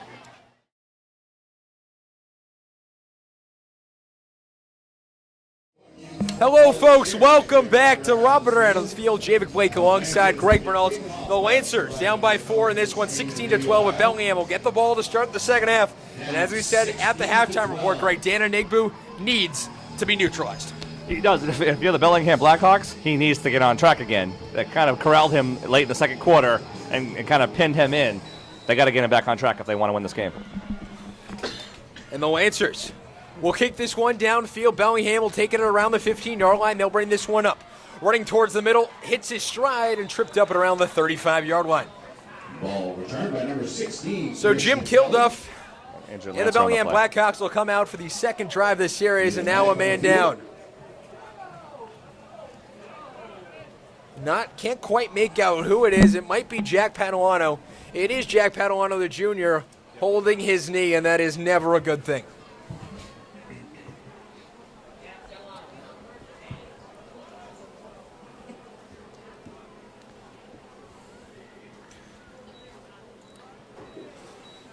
So, Javik, as we get into the third quarter, one of the things that I think, doesn't come into play when you're in the locker room, right? But mentally speaking, the Lancers had a 12-game winning streak against Bellingham. I can tell you firsthand that you don't want to be the team that snaps that losing streak, right? A long time ago, way back, there was a college football team, UMass Dartmouth. We went to Fitchburg State They had an NCAA record for most consecutive losses. We went up there on one cold October afternoon and lost 6-0, and the 4 people that were in the stands tore the goalpost down. We snapped the longest losing streak in NCAA history. That, my friends, was the longest bus ride of my life. And Jack Padalano is up, but he's being carried off by Kyle McGurr and Jacob Chapman, and not a good sight at all. This is awful news for Lancers. Padalano does so many of the little things for the Lancer defense. Really can't afford to have a loss like this. Especially at that defensive end position. He's done a fantastic job, and he'll go towards the sideline. Taking the sidelines, feel better, buddy. First down and 10. So it'll be first down and 10 for Jim Kilduff and the Bellingham Blackhawks offense as they'll sit Jack Padalano down on the sideline. And Michelle Norman, the Norton athletic trainer, will try and get something going. And see exactly what's wrong with him. Enigbu, handoff up the middle, and the Lancers able to tackle him there and bring him down Handoff number 5. for only a few yards. And just what we expected from Bellingham, In on the tackle, number 72. get the ball in Enigbu's hands and see what happens. As well as number 71, Brady Chapman. And that about a 5-yard gain sets up second down and 5.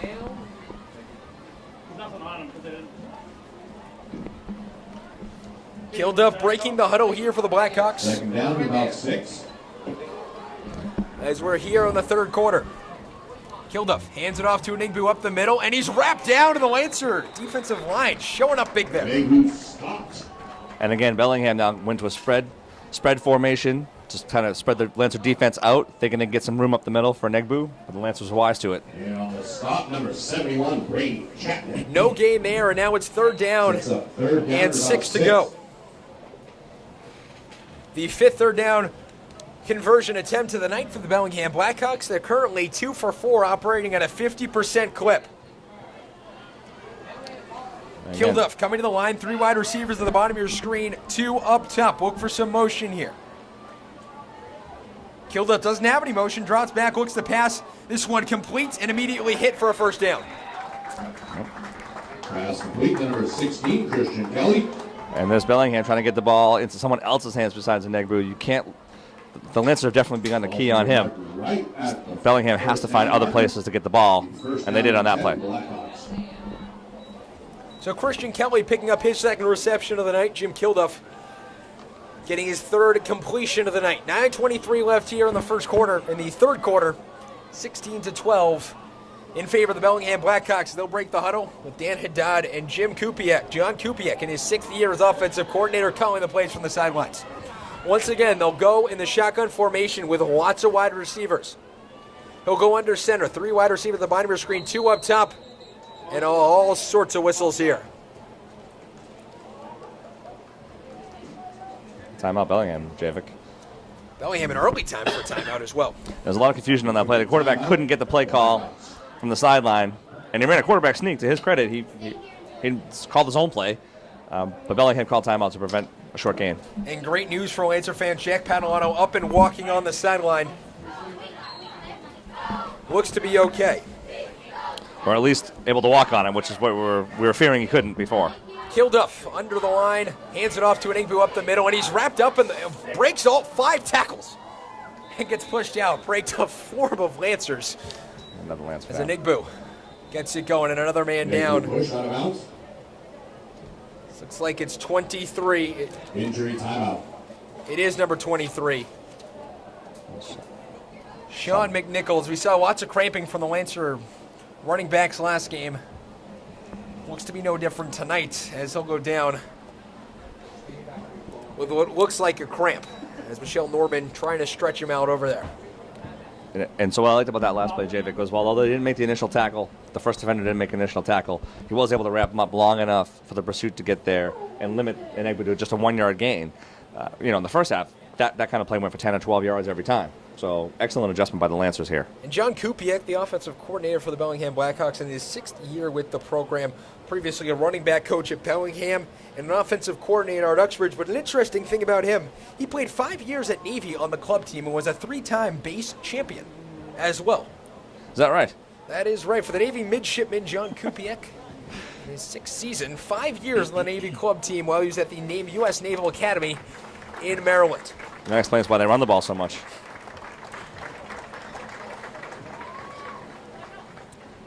And everyone up and okay for the Lancers. Just a little bit of a cramp of the injury timeout. 6, Cam Lombardi walking off the field in his own And foul. it's Cam Lombardi who was actually the one down. I thought it was 23 as well, Javik. Cam Lombardi, a freshman, standing in at 5'10", 130, a running back and a linebacker as well.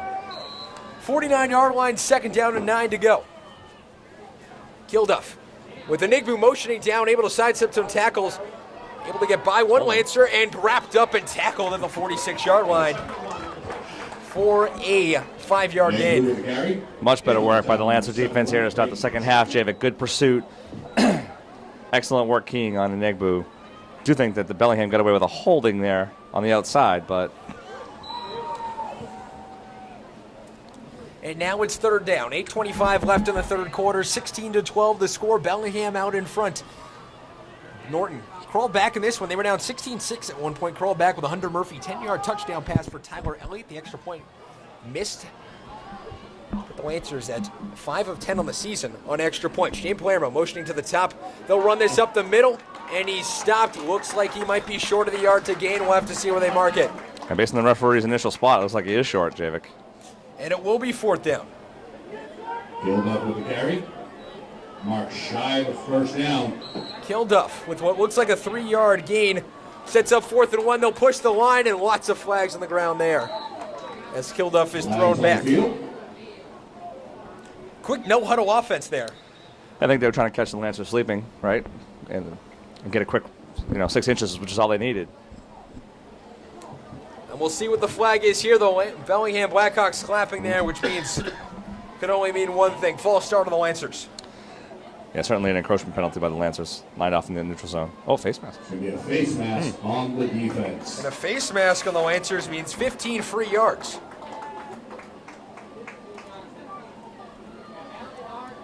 So Bellingham will take the free yards on the Lancers, giving up some free yardage here early in the third quarter. First down and 10 for the Blackhawks.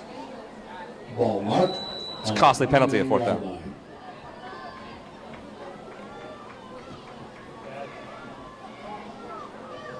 Wow. 7:33 left here in the third quarter. 16-12 the score. Kilduff in the backfield in the spread set. Enigbu over to the outside trying to bust through the line. He's able to get to the outside and get to a first down and more. He's down at about the 11, and a huge flag thrown from all the way across the other side of the field. Gains a first down, but there's a flag on the field. Given where it was thrown, I'm assuming this is going to be on Bellingham. Number 23, Sean McNichols.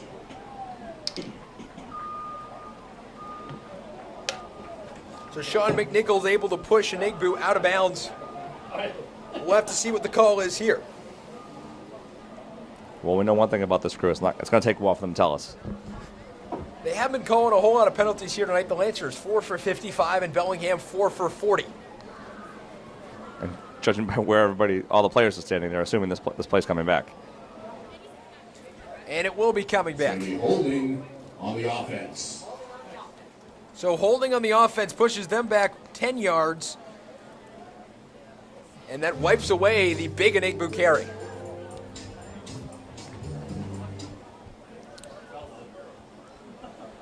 So it'll be first down at the 22-yard line for the Bellingham Blackhawks.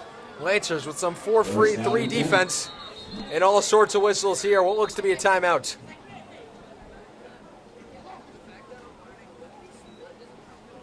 Bellingham's questioning the spot of the ball.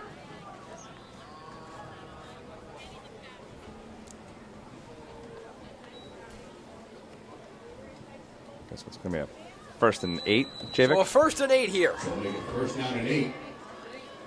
They'll hand it off up to Enigbu. Stormed at the line, and the Lancers were able to wrap him up and take him down. Might not even have gotten a yard. Yeah, and the Lancers are giving up nothing in the middle right now, Javik. They've definitely figured out how to plug up that middle and keep Bellingham offside. Now they just got to keep them from bouncing that run outside and gashing them for yards. And they've done a great job on keeping Keene squishing that offensive line towards the middle of the field.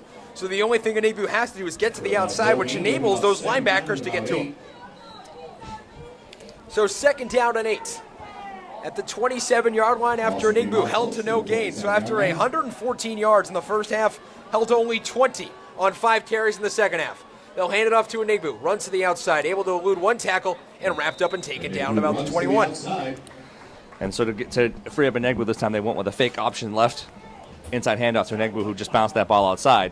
There's nothing in the middle. They've got to get Enigbu free outside for any kind of yardage at all. And a long drive here, nearing over the 5-minute mark. As Brett Mortis getting into the tackle at the interception earlier in the first half that set up the Hunter Murphy 10-yard touchdown pass from Tyler Elliott. 3rd and 4. So we've seen this formation when the Enigbu split wide before. And this one looking to throw, blocked at the line, and the Lancers defense coming up big. It's number 54, Ethan Meisner-Nelson, coming up with a big play there as James Kilduff. And credit to Nelson, Javik. That's the exact same play they ran earlier in the drive when they converted the 3rd down.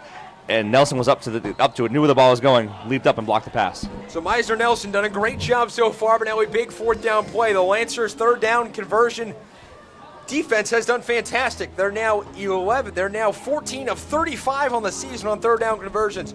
But it's been 4th down conversions where they've had issues, but tonight they did a great job.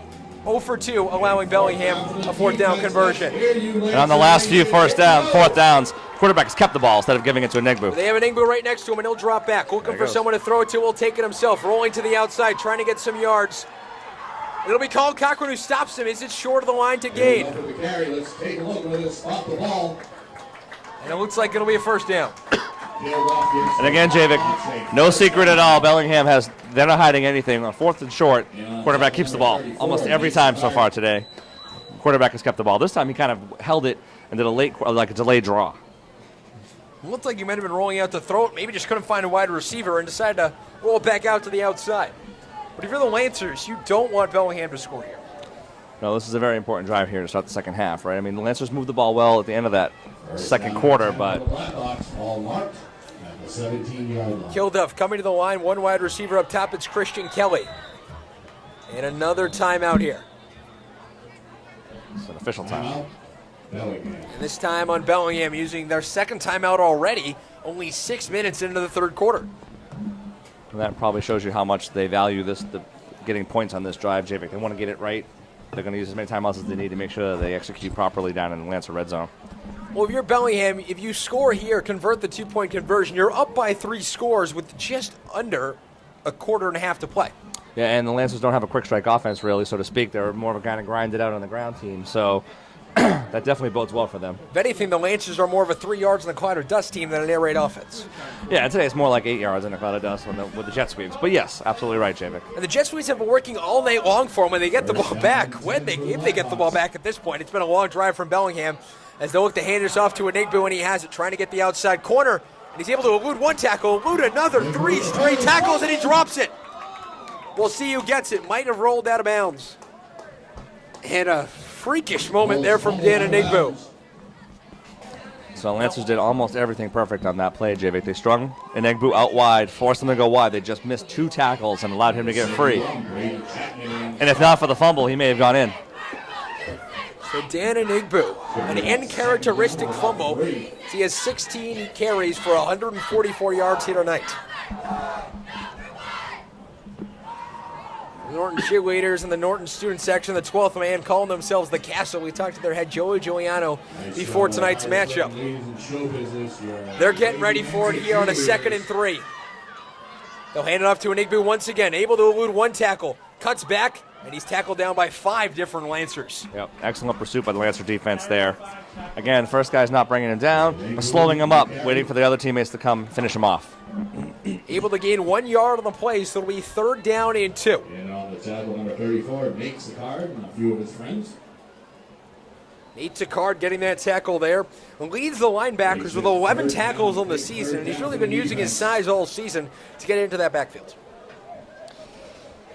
And so 2 down territory for Bellingham here. Looking, I would imagine that 3rd and short, quarterback keeper, or just let Enigbu do his thing. 3 wide receivers at the top of your screen, 1 at the bottom. Motion down towards the bottom of your screen now as James Falero comes down. Now we'll cut back. Rolling to the outside. It's Kilduff looking for somebody, and he looks to be hit at the 1st down marker. We'll see where they spot it. Stretches out, let's see where they mark the ball. And it looks like they might call it just short. Pushed out by Nathan Card. Let's see. I really don't think that Kildorf had any intention of throwing that ball. I think he was just setting up the Lancer defense. There was nobody open downfield. And they might need to bring out the chains for this one. Kildorf tonight, 6 carries for 87 yards, set up by a big 66-yard run all the way back in the first quarter, which set up the initial Christian Kelly 22-yard touchdown pass to put them up 8-6 after a big Lancer first drive. Well, you know, Jeff, you take away that first run by Kildorf, right? And Lancer neutralized them. Unfortunately for the Lancers, his runs have come at key times in getting first down, so maybe he doesn't have a lot of yards after that first carry, but he's certainly been effective when he's carried. The first downs have totaled 10-10 as they'll measure this one.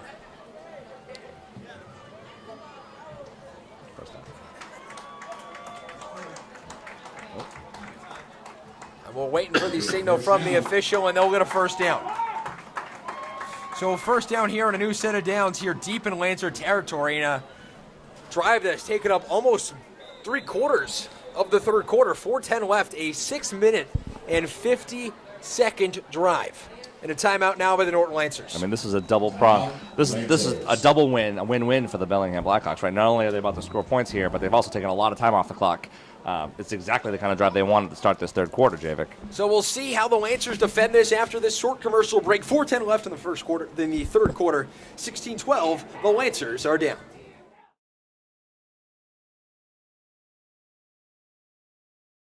Welcome back here, Rob Butter, Adams Field. 16-12, Bellingham leads this one as the Norton Lancers trying to stop them here after allowing 3 straight first downs.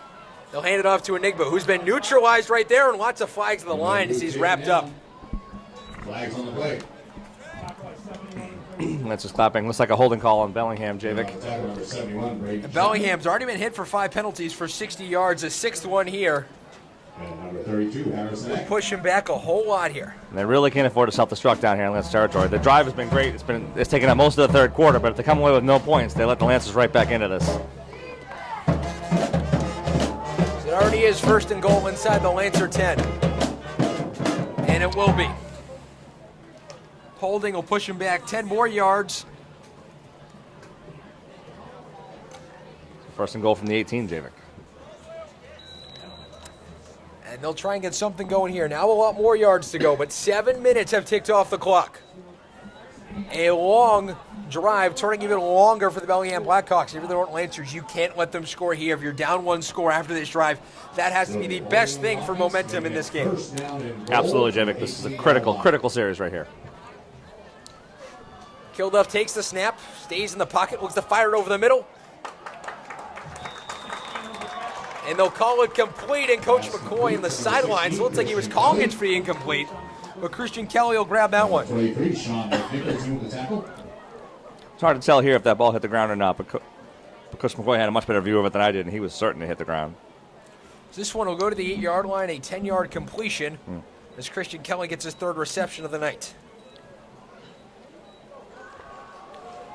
I noticed on those slant plays over the middle, Kildorf was throwing the ball very, very low. And I'm not sure if he's just pulling the ball or if that's where he's intending to put it. Kilduff takes the snap, rolls to the outside, pressure coming from the Lancer defense, decides to cut it back towards the middle, and he's wrapped up and torn down by 5 different Lancers as he takes it plus 2 yards to the 6. And on the tackle, number 34, Nate Sicard.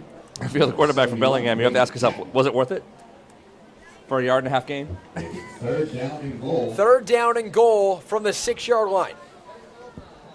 And you got to think, if you don't convert this here, you might as well just go for the field goal, take the points. That still puts you up by 1 score. And the Lancers, the way their kicking has been tonight, they might be forced to go for a 2-point conversion. Well, you're right about that. We just don't know what kind of kicking game Bellingham has. And in these conditions, is it safer to just try to use an egg boo up the middle or outside? Very true. And if you don't convert, that leaves the Lancers with the ball deep in their own territory with not a lot of time left in the 3rd quarter. And obviously still the 4th quarter as well, but the Lancers would be a long drive. Here we go, big 3rd down play here, 3rd and 6. Motioning to the top is Brandon Murphy, and the whistles here. Timeout, Blackhawks. And the Bellingham Blackhawks will use their 3rd timeout on this drive alone. And I understand the importance of the drive and why they want to get it right, but they've now used 3 timeouts in the first drive of the 3rd quarter, Javik. If the Lancers somehow turn this around and get the ball and score, Bellingham's going to have very little opportunity to stop the clock when they need to. They do only have 2 timeouts left here in the half, but if you're Bellingham, it has been one drive. That one drive has also taken up 9 minutes of clock.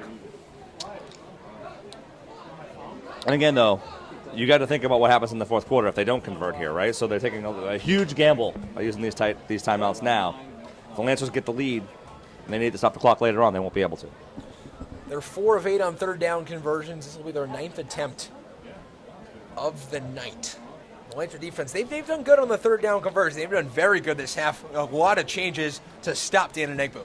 They have. They've done a great job of bottling him up. He's only had one run outside, and that was negated by a penalty. But I think, and I think what also bodes well for the Lancers here in this, as we get down close in the red zone, there's less room to operate, and less room to operate down there in the red zone. So there's less threat of the pass. So it's going to be run. It looks like. Third down and goal from the 6-yard line. 2:01 left in the third quarter. 16-12. Bellingham leads this one. Kilduff takes the snap. 3 wide receivers are at the top. This one in front and incomplete, and that'll be fourth down. Enegbu's passing tonight just hasn't been there. 4 of 11 for only 51 yards, a touchdown and an interception to go along with it. Yeah, and on that play, there just isn't a lot of room to move down there on the 6-yard line. Lancers had it covered well. Incomplete. Fourth down and goal. Ball marked at the 6-yard line. Fourth and goal at the 6-yard line, and Bellingham looks to be bringing out the offense. Dan Enegbu has to be a focal point here. Defense, we need you. So Jim Kilduff, the captain, the senior, 5'11", 170, coming back into the huddle. We're getting the band playing in the background. They're ready to go for this.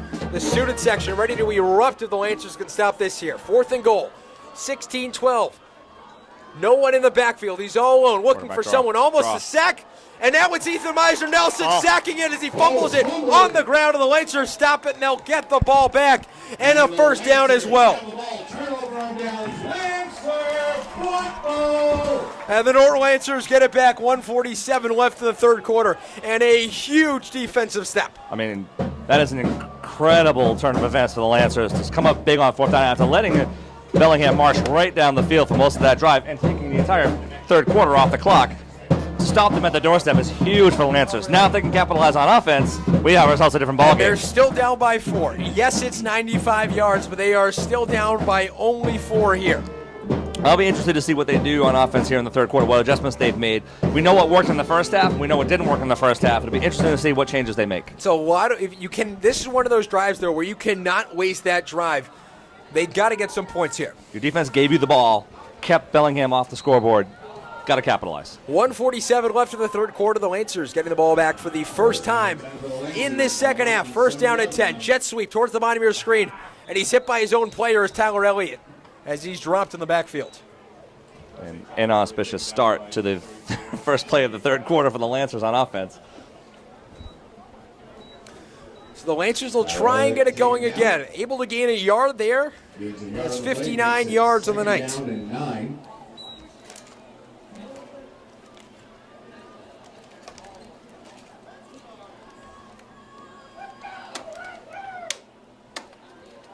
So the Lancers coming out of the huddle, coming back to the line with a 1:11 left here in the third quarter. Jet sweep towards the bottom, they'll give it to him. Trying to make a move towards the outside, and he's stopped at the 9. A great play there. Clearly Bellingham adjusting to what they saw in the first half. Excellent play by Bellingham. Diagnose the jet sweep to the wide side of the field and snuff it out. Lancers are going to have to find a different way to make that play work. 4 yards on the loss. We're going to have third down and about 13. So 3rd and 13 as he's dropped for a 4-yard loss. They put it back all the way to the 5-yard line, and this is a place where you pretty much have to see Hunter Murphy out there. But the Lancers, their third down woes have continued all night long. 0 for 5 on third down conversions. Looking to avoid going 0 for 6. He'll roll to the outside, looking for someone to pass to. It's Hunter Murphy wide open. He's got the first down and more. Falling on front of it onto the 35-yard line. A 30-yard completion for a Lancer first down. Excellent play call by Coach McCoy. Setting up Bellingham with the jet sweep all first half. Bellingham adjusts, and what do? They come out, roll left, and hit Hunter Murphy behind the defense for a long Hunter gain. Murphy wide open there, and a huge third down conversion, and no better time to get your first third down conversion than right there in a huge situation. With 9 seconds left in the third quarter, they'll tick down as we go to the fourth quarter, make the turn for home. It's been a long quarter, taken up almost entirely by the Bellingham offense, but the Lancers have the ball, and they're driving downfield. 16-12 to make the turn for home right here on Friday Night Football, right here on LSN.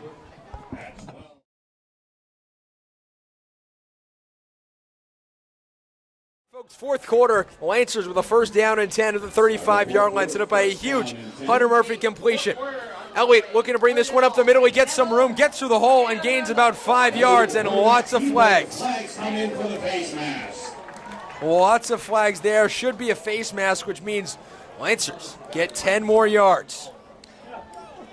So, Javid, going back, that play notwithstanding, going back to the last play of the third quarter, that's a gotta-have-it first down for the Lancers. You punt from your 6-yard line, you're setting up Bellingham on your 40-yard line going in. They take 3 minutes off the clock, 4 minutes off the clock, and punch one in. Had to have that play. Hunter Murphy came up big on that play. And he was able to get behind that defense as well.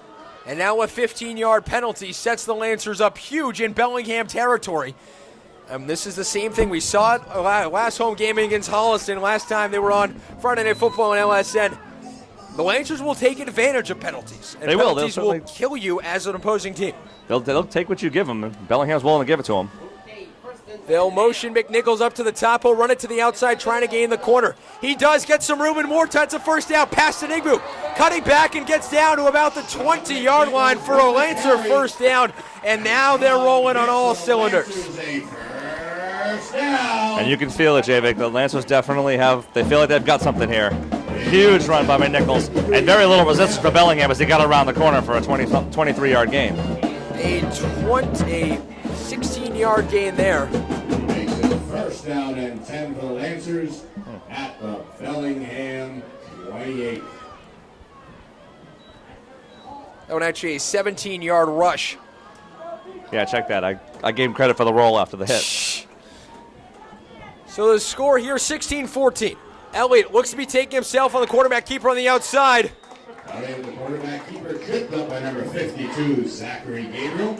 Looks like was able to get about 2 yards on the play. 3 yards on the play makes it second. Check that, 3 yards on the play, second down and 7. And if you're the Lancers, you have time, and you got to be patient on offense. You got to stick. You set the Bellingham defense up. You've given them a few different looks in this drive already. Give them something to think about. The Lancers, they led last week at Dover Sherborne. Going into the end of the first half at a 7-3 score, they have not led since. Besides tonight when they came in the first series and got a touchdown, but leads have been uncommon for the Lancers as they got a jet sweep towards the outside. It's Colin Cochran who's wrapped up, tries to step out of it, but he's taken down at a 31, a 5-yard loss. Bellingham players. Just not great execution by the Lancers that time.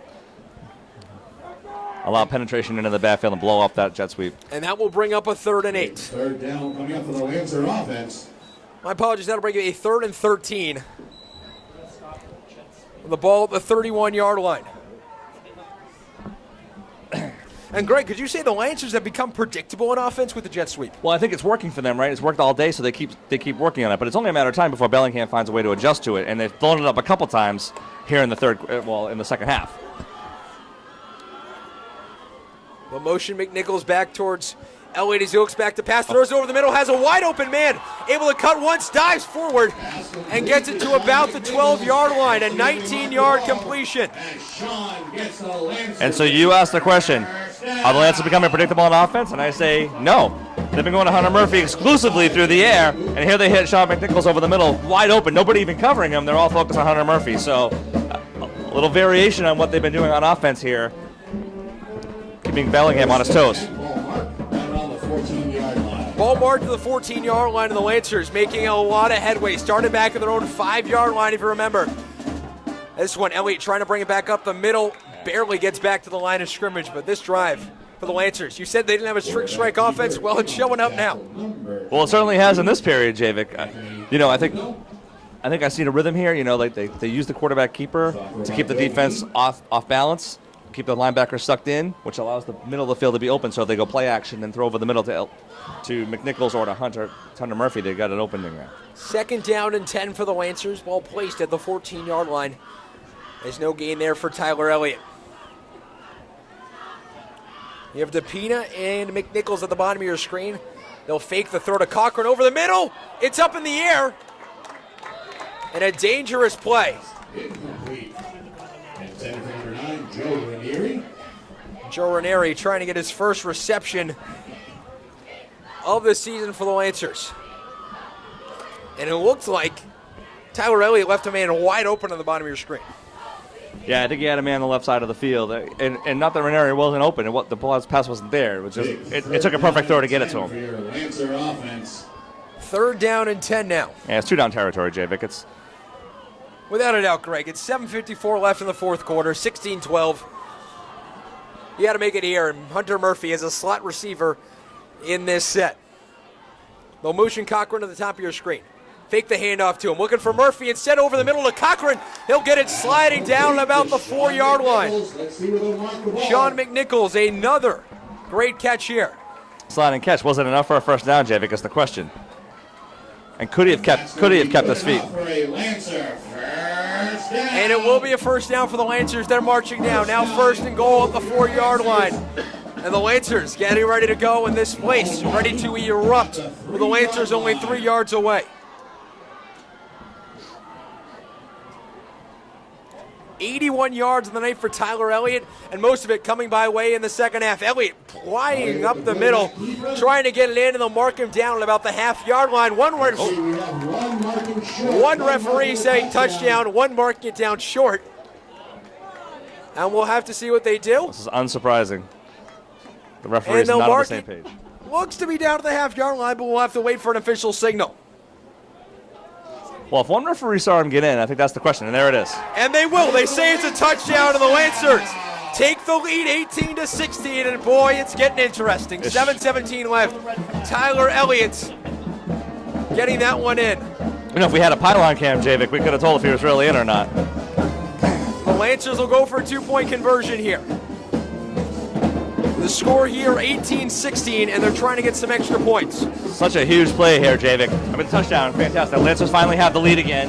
They battled all the way back into this game. But this 2-point conversion forces Bellingham to have to score a touchdown to take the lead. And the Lancer assistant coach, Jesse Shaughnessy, just you say that, puts the one up in the air, and the Lancers will go out there and try and convert the extra point. They have not done it tonight. They're 5-10 on the season on extra points. They've been shaky. But we'll see what happens here. Tyler Elliott's kicked this one. Snaps have been inconsistent. The last 2 times they've been okay. To put them up 19-16. Snap down, hold, and the kick is up. Splits the upright through the middle, and it's 19-16 with 7:17 left in the 4th quarter. But there is a flag. And we'll have to see what that one might be. 7:17 left. Not looking to be on the play. We'll tell you what it is after this break. 19-16, 7:17 left in the game. And the Lancers coming back in this one right here on LSN.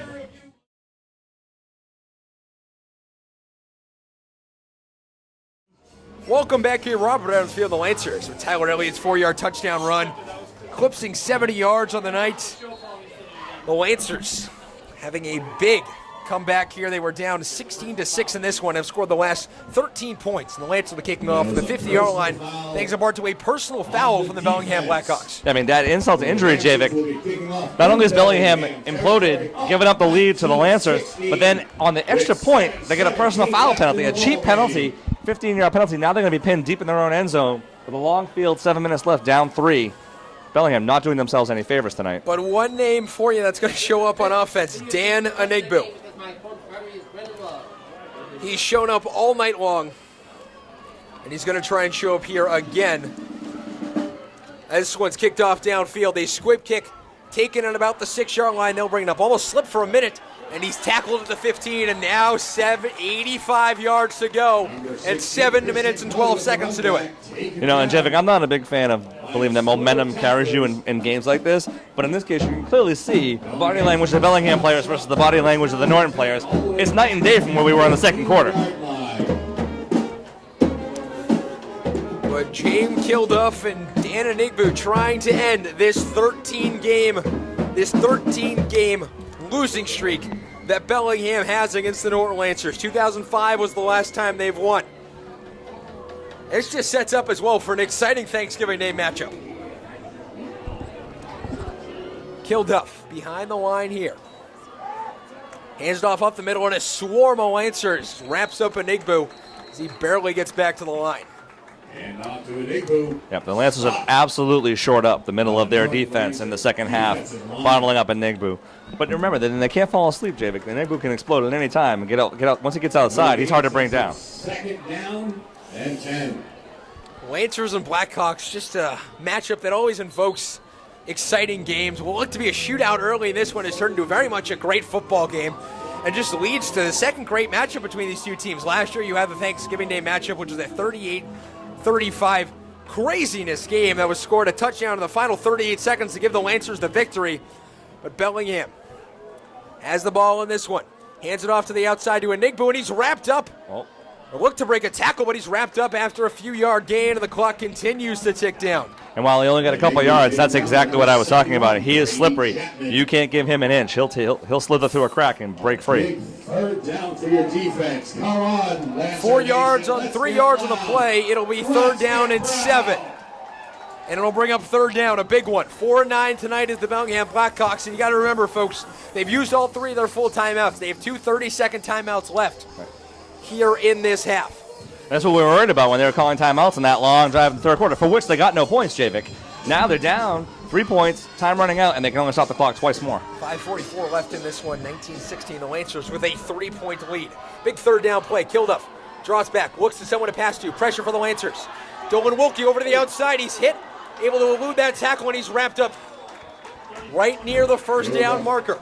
Yeah, he's going to be just shy. And while he took big hits, the Lancers failed to bring him down, and they could have stopped him for no gain. And he got rocked on a couple of those hits, Javik. But again, not wrapping up, not getting him to the ground. Huge A makeable fourth down. Here. If they don't make this, the Lancers will get the ball deep in Bellingham Blackhawk territory. 5:03 left. Biggest play of the game tonight. They'll do it. They'll push up the middle. He looks to be stopped. The Lancers pushing back, and we'll see what they call it.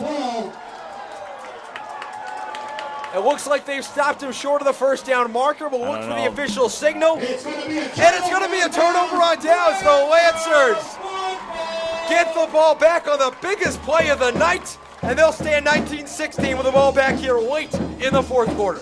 Javik, absolutely amazing defensive stand by the center of that Norton defensive line. And I questioned the play call. I realized that Kilduff was one of your best players, but you've got an Enigbu. You've got to get the ball in his hand on 4th and short. They've tried that quite a few times, running that up the middle with Kilduff.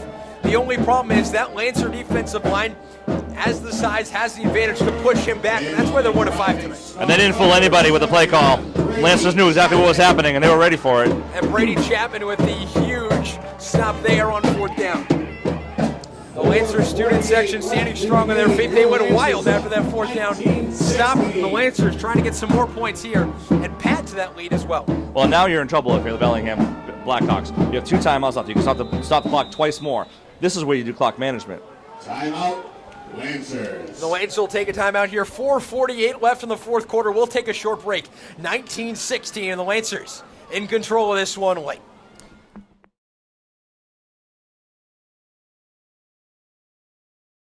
Welcome back, folks. Lancers coming to the line here. 4:48 left in this one, leading 19-16 thanks to a fantastic third quarter score as they'll run the jet sweep to the outside. Sean McNichols trying to get it forward, and a flag thrown here. That looks like a hole, Javik.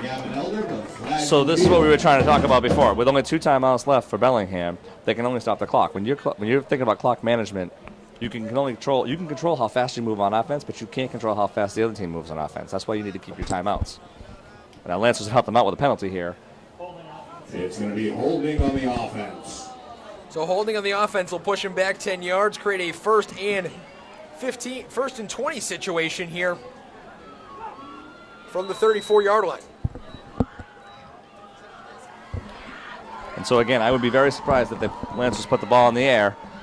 So it's going to make it first. Really want to make sure you keep the clock running. You got to get at least one more. You got to get 2 first downs really to ice this game at this point. 4:27 left in this one. Ball at the 34-yard line. Elliott taking it up the middle on the keeper. Able to elude one tackle. Breaks out of a tackle, a Nigbu's tackle, and gets down towards about the 24 with an 11-yard gain. Javik, I just got to wonder if Bellingham has anything left. I mean, that looked like an effortless gain of 10 yards by Tyler Elliott. And this is where the Lancer offseason conditioning comes in clutch. Mm-hmm. They've been working out all offseason long. They've been a very well-conditioned team. And now it'll be a 2nd and 8 to go on a 12-yard gain from Elliott. Right, and so you watch. The Lancers will bleed that play clock. Each play, take as much time off the clock as they can. If they can get a first down here, it'd be inside 3 minutes. It'd be tough for Bellingham to get the ball back with any kind of material time left. And Elliott on that drive, congrats to him. 300 yards rushing already on the season, only in the 4th game for the Lancers. He's really been their leading rusher tonight. 13 rushes for 82 yards.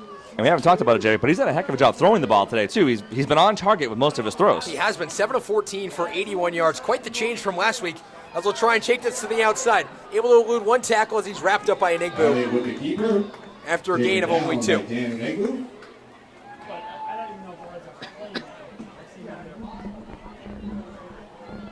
Gains about 3 yards on the play. And then Lancers told you what they're going to do. They're going to put it in Tyler Elliott's hands and let him do it.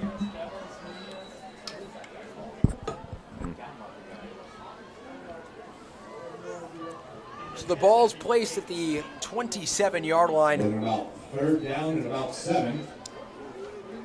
My apologies, ball at about the 21-yard line. The 21-yard line. Clock running down, 2:40 and counting. As the Lancers milking this clock.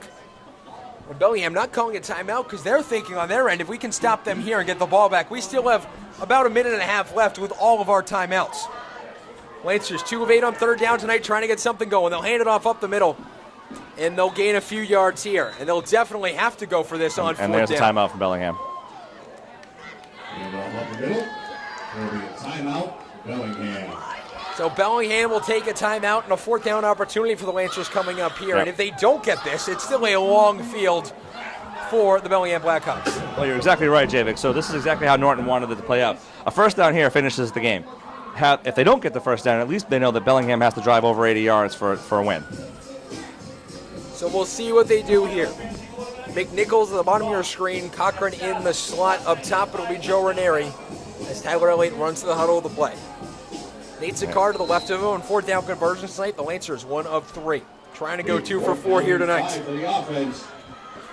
Elliott showed his star quality in the second half of the Medfield game as that one incomplete, now 80 yards to go. But Tyler Elliott showed a star quality in the second half of the Medfield game, and he's showing a lot of star quality here on the field tonight. So that was your spot for a pass play, Javik. You knew the clock was going to stop after this play regardless, so you might as well throw the ball. But now they've given the ball back to Bellingham. It's gut check time for the Lancers. So it all comes down to this. Dan Enigbu, Jim Kilduff trying to get something going with 80 yards to go. With 2:16 remaining in this one, the Lancers up by 3. Now, if you're Bellingham, you have not kicked the field goal yet tonight, but if you get close enough, you have to consider that as an option. Well, I guess we'll find out how much faith they have in their kicking game, right, Javik? That's a tough spot to put a kid in, make a field goal to tie the game. So now it's 1st down and 10. For the Blackhawks. Now remember, Javik, 1 timeout from Bellingham. So the clock will stop on first downs, but just to set the chains and the ball, and then it starts again. So they've got to hustle up. And you got to keep that 1 timeout because if you get down close enough into field goal range, even though they have not attempted a field goal on an extra point in these last 2 games, Right. you have to consider that as an option. Look for Enigbu to get the ball here. Kilduff takes it, low bobbled snap, pitches it out to Enigbu, it's on the ground. And this is falling on at the 3-yard line. Taken down in the backfield by number 85, guards grandson Hunter Murphy for a huge loss. 17-yard loss on that play, and that's not how you want to start it. That is a disastrous first play and a final drive for Bellingham. Quarterback a little too eager to get the ball and get it out of his hand. Didn't actually catch the ball, didn't look it into his hands first, and then made a sloppy pitch to Enigbu who couldn't field it. And now it comes down to one number. 97 yards in 1 minute and 40 seconds. And the clock's counting down here. But again, for the Lancers, you can't let Enigbu get free. The Lancers trying to get one stop here. Looking to pass. Pass it to the outside. Caught. And it's intercepted. Caught in the air. And it's intercepted. What an interception. And the Lancer bench goes nuts. Harrison Eck gets an interception. And the Lancers get it back on the footstep of their own goal line. What a play. That is one of the craziest interceptions you'll ever see, Javik. Literally caught and then bounced up and then picked off. And Eck rolling over Christian Kelly to get that one. What a play in the Lancers. Only 83 seconds away from their first victory of the season on maybe one of the best plays we've seen all season.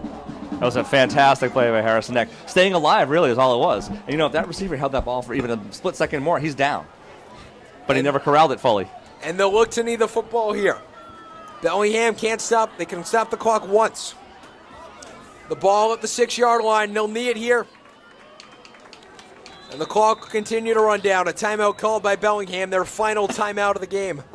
And with 1:22, the Lancers will try and run the clock out on this one. And what a night for the Lancers. They've turned it around completely in the second half. They've done a fantastic job on the offensive end with those quick strike plays. We said earlier in this half, we didn't think the Lancers had the ability to really get it quickly. They looked more of a methodical ground and pound offense. But the big interception, a big fumble, or a big turnover on downs, my apologies, for the Lancers, was able to set up a very quick strike and get it in there. And it's really been the momentum all their ways. They're going to need it again here. With 1:22 left, he'll knee it here. And they can't stop the clock anymore. This one will be kneeled down. And the Lancers will bring home their first victory of their season under a beautiful fall night here in Norton, Massachusetts. Well, and Javik, this is really a testament to the coaching staff's adjustments both in-game and at the second half when they came up with a completely different, they completely solved the Enegbu riddle and were able to bottle him up, which is the difference in the game, I think. Coach Rob McCoy, his second stint with the Lancers, currently winless with them, will get his first win to improve to 35-23 as the Norton Lancer head coach. His first win for the team since the 2008 Mass Sectional Finals. As he'll take this, stands up, kneels it down, and that will be it. The Norton Lancers on an absolutely amazing second half. Coach Rob McCoy getting his first win as a head coach of the Lancers. Get it done here, 19-16, in an amazing game here tonight at Robert Adams Field. Well, Javik, that was an unconventional win, but I'll tell you, it was good football by the Lancers. They stayed patient, they stayed within themselves, they made the proper adjustments, and they solved all the problems that were plaguing them in the first half, and really kept their composure when Bellingham couldn't. And for the first time this season, the Lancers can celebrate all the heartbreak they've had last week against Dover Sherborne. Maybe one of the worst losses of the absolute worst loss of the season, maybe the worst loss these past 2 years. They come back tonight with a huge win and move to 1-1 in the TVL. So for Greg Bernal, I'm Javik Blake. LSN Final coming up next. We'll break down all the action. We might even talk to Coach McCoy as well. Tune in coming up next. For Greg Bernal, I'm Javik Blake. The Lancers taking home their first victory of the season. A 19-16 win, a thriller from right here at Robert R. Adams Field.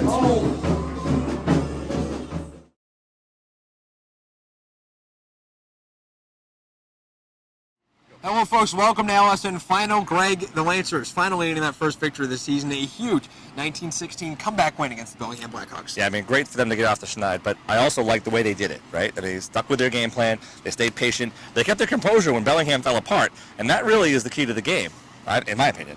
The Lancers in that second half, the first half, they didn't do so well on the defensive side, but the second half, they made some big adjustments and limited Dan Enegbu to 7 yards in the second half after 124 in the first. I mean, that's a testament to the coaching staff and the kids following the game plan. Enegbu ran wild in the first half, and the Lancers couldn't wrap him up, couldn't tackle him, couldn't bring him down, and they definitely solved that in the second half, as you saw. Well, the big thing that Enegbu was able to do in that first half is go through the middle of the Lancer defensive line and get right through there. What they did, they were able to contain the offensive line of Bellingham, push him towards the middle of the field, and Enegbu had to go to the outside. By the time he got to the outside, the linebackers of Sicard and Lenhart were able to get to him. Yeah, well, I mean, that's the whole key, right? You want to string a runner like that out, get into the sidelines, and let pursuit catch up. The Lancers did an excellent job of that, and when he tested the middle of the line, he found nothing. But penalties for Bellingham also proving costly down the stretch. Well, I mean, good football teams avoid those types of mistakes. Bellingham made every mistake you could make. I mean, they had a costly turnover, a fumble in their own end zone. They picked off a pass and ran it back for 40 yards and then had it called back by roughing the passer penalty. Like, those types of things, undisciplined plays, are why you can't have a winning season. And Holliston, we saw the same thing in the Holliston game as well. They were very indisciplined and almost led to a Lancer comeback. The only thing tonight is the Lancers were able to contain them enough in the first half to lead to a second half comeback, and the offense for Bellingham really came to a standstill. Well, it did, and that's a credit to the Lancer defense, I would say, and the adjustments they made, because Bellingham was able to run and kind of move the ball effectively throughout most of that first half, but again, the Lancers kind of buckled down. Going back to the Lancer side of things on offense, Tyler Elliott was the MVP of this game in the second half. Turned things completely around in the first half. He didn't complete too many passes, but in the second half was able to find lots of receivers, and not only Hunter Murphy. Well, I think that's the key for the Lancers going forward. If you can get McNichols to make a few receptions, now defenses have to respect more in the passing game than just Hunter Murphy. And so that gives the Lancers more options as they move forward. They can't just game plan to double team Murphy and take away the passing game altogether. But I also thought he did a good job delivering the ball. He put the ball in the right spot almost every throw, except for maybe one along the left sideline where he was rolling against his body and threw it high. Otherwise, I think he was on target for most of the game. Yeah, he did a very good job, especially targeting Hunter Murphy, and especially on those third down plays. Absolutely, and when you got to have them, like they had that 3rd and 18, and they had to have it. Otherwise, this game maybe turns out differently. You know, they both executed perfectly. Well-thrown ball, excellent catch by Murphy, and got them out of trouble. And this was twice. Sean McNichols as well, a great pass over the middle, but nothing will beat the interception that Harrison Eck had to seal this one up. I mean, I like to see that one on replay later, right, Javik? But, I mean, the receiver had the ball, was on his back, right? If he had full possession of the ball on his back, he's down, especially in high school. If he didn't have the ball and he was kind of bobbling, it popped up and Harrison Eck made the play. But credit to him for being in the right place, having his head up, and being ready to pick that ball up. Yeah, that's nothing more than being at the right place at the right time, but the execution was superb. He recognized the ball was in the air, leapt for it, and that happened to the Lancers earlier in the first half when the ball popped up in the air, but nobody from Bellingham went after it. Second half, different story for the Lancers. Yeah, excellent athletic move by Eck to pick that ball out of the air like that, and it really finished the game. So the Lancers, their next matchup, it's a big, big test. They're going to go to Dedham, who is currently the best team in the TVL Small and has allowed less than 35 points through their first 3 matchups. But it's a funny thing. A win like this gives them a little bit of confidence. They were able to control a pretty good offense. They can build on that for this week in practice as they get ready for Dedham. And the Bellingham Blackhawks, their next game is against the defending Division VIII Super Bowl champions in Millis, who has only scored 19 points in 2 games. Their offense has not been great so far, and against a very good defense, which you saw tonight at Bellingham, it could cause some troubles. Yeah, I mean, I think so. Millis has lost a lot on offense and on defense, and so they haven't been able to score any points. Bellingham should be able to handle them. They've got a lot of quickness. They've got some good talent on defense, and they certainly have the weapons on offense. And Dan and Igbo really surprised the night, but if Millis is able to control him, they should have some luck. Well, I think they learned a lot if they watched this game film, right? How to bottle him up. But it really comes down to wrapping up and tackling. If you do a good job with that with him, you can hold him to a few yards. So the final word from tonight, the Lancers taking this one by a score of 19-16, in part thanks to a huge second half of the defense really coming up big and stopping Dan and Igbo in the room multiple times during the second half. So for Greg Bernal, I'm Javik Blake, signing off from Robert Adams Field, where the Lancers get their first victory of the night, a 19-16 win over the Bellingham Blackhawks.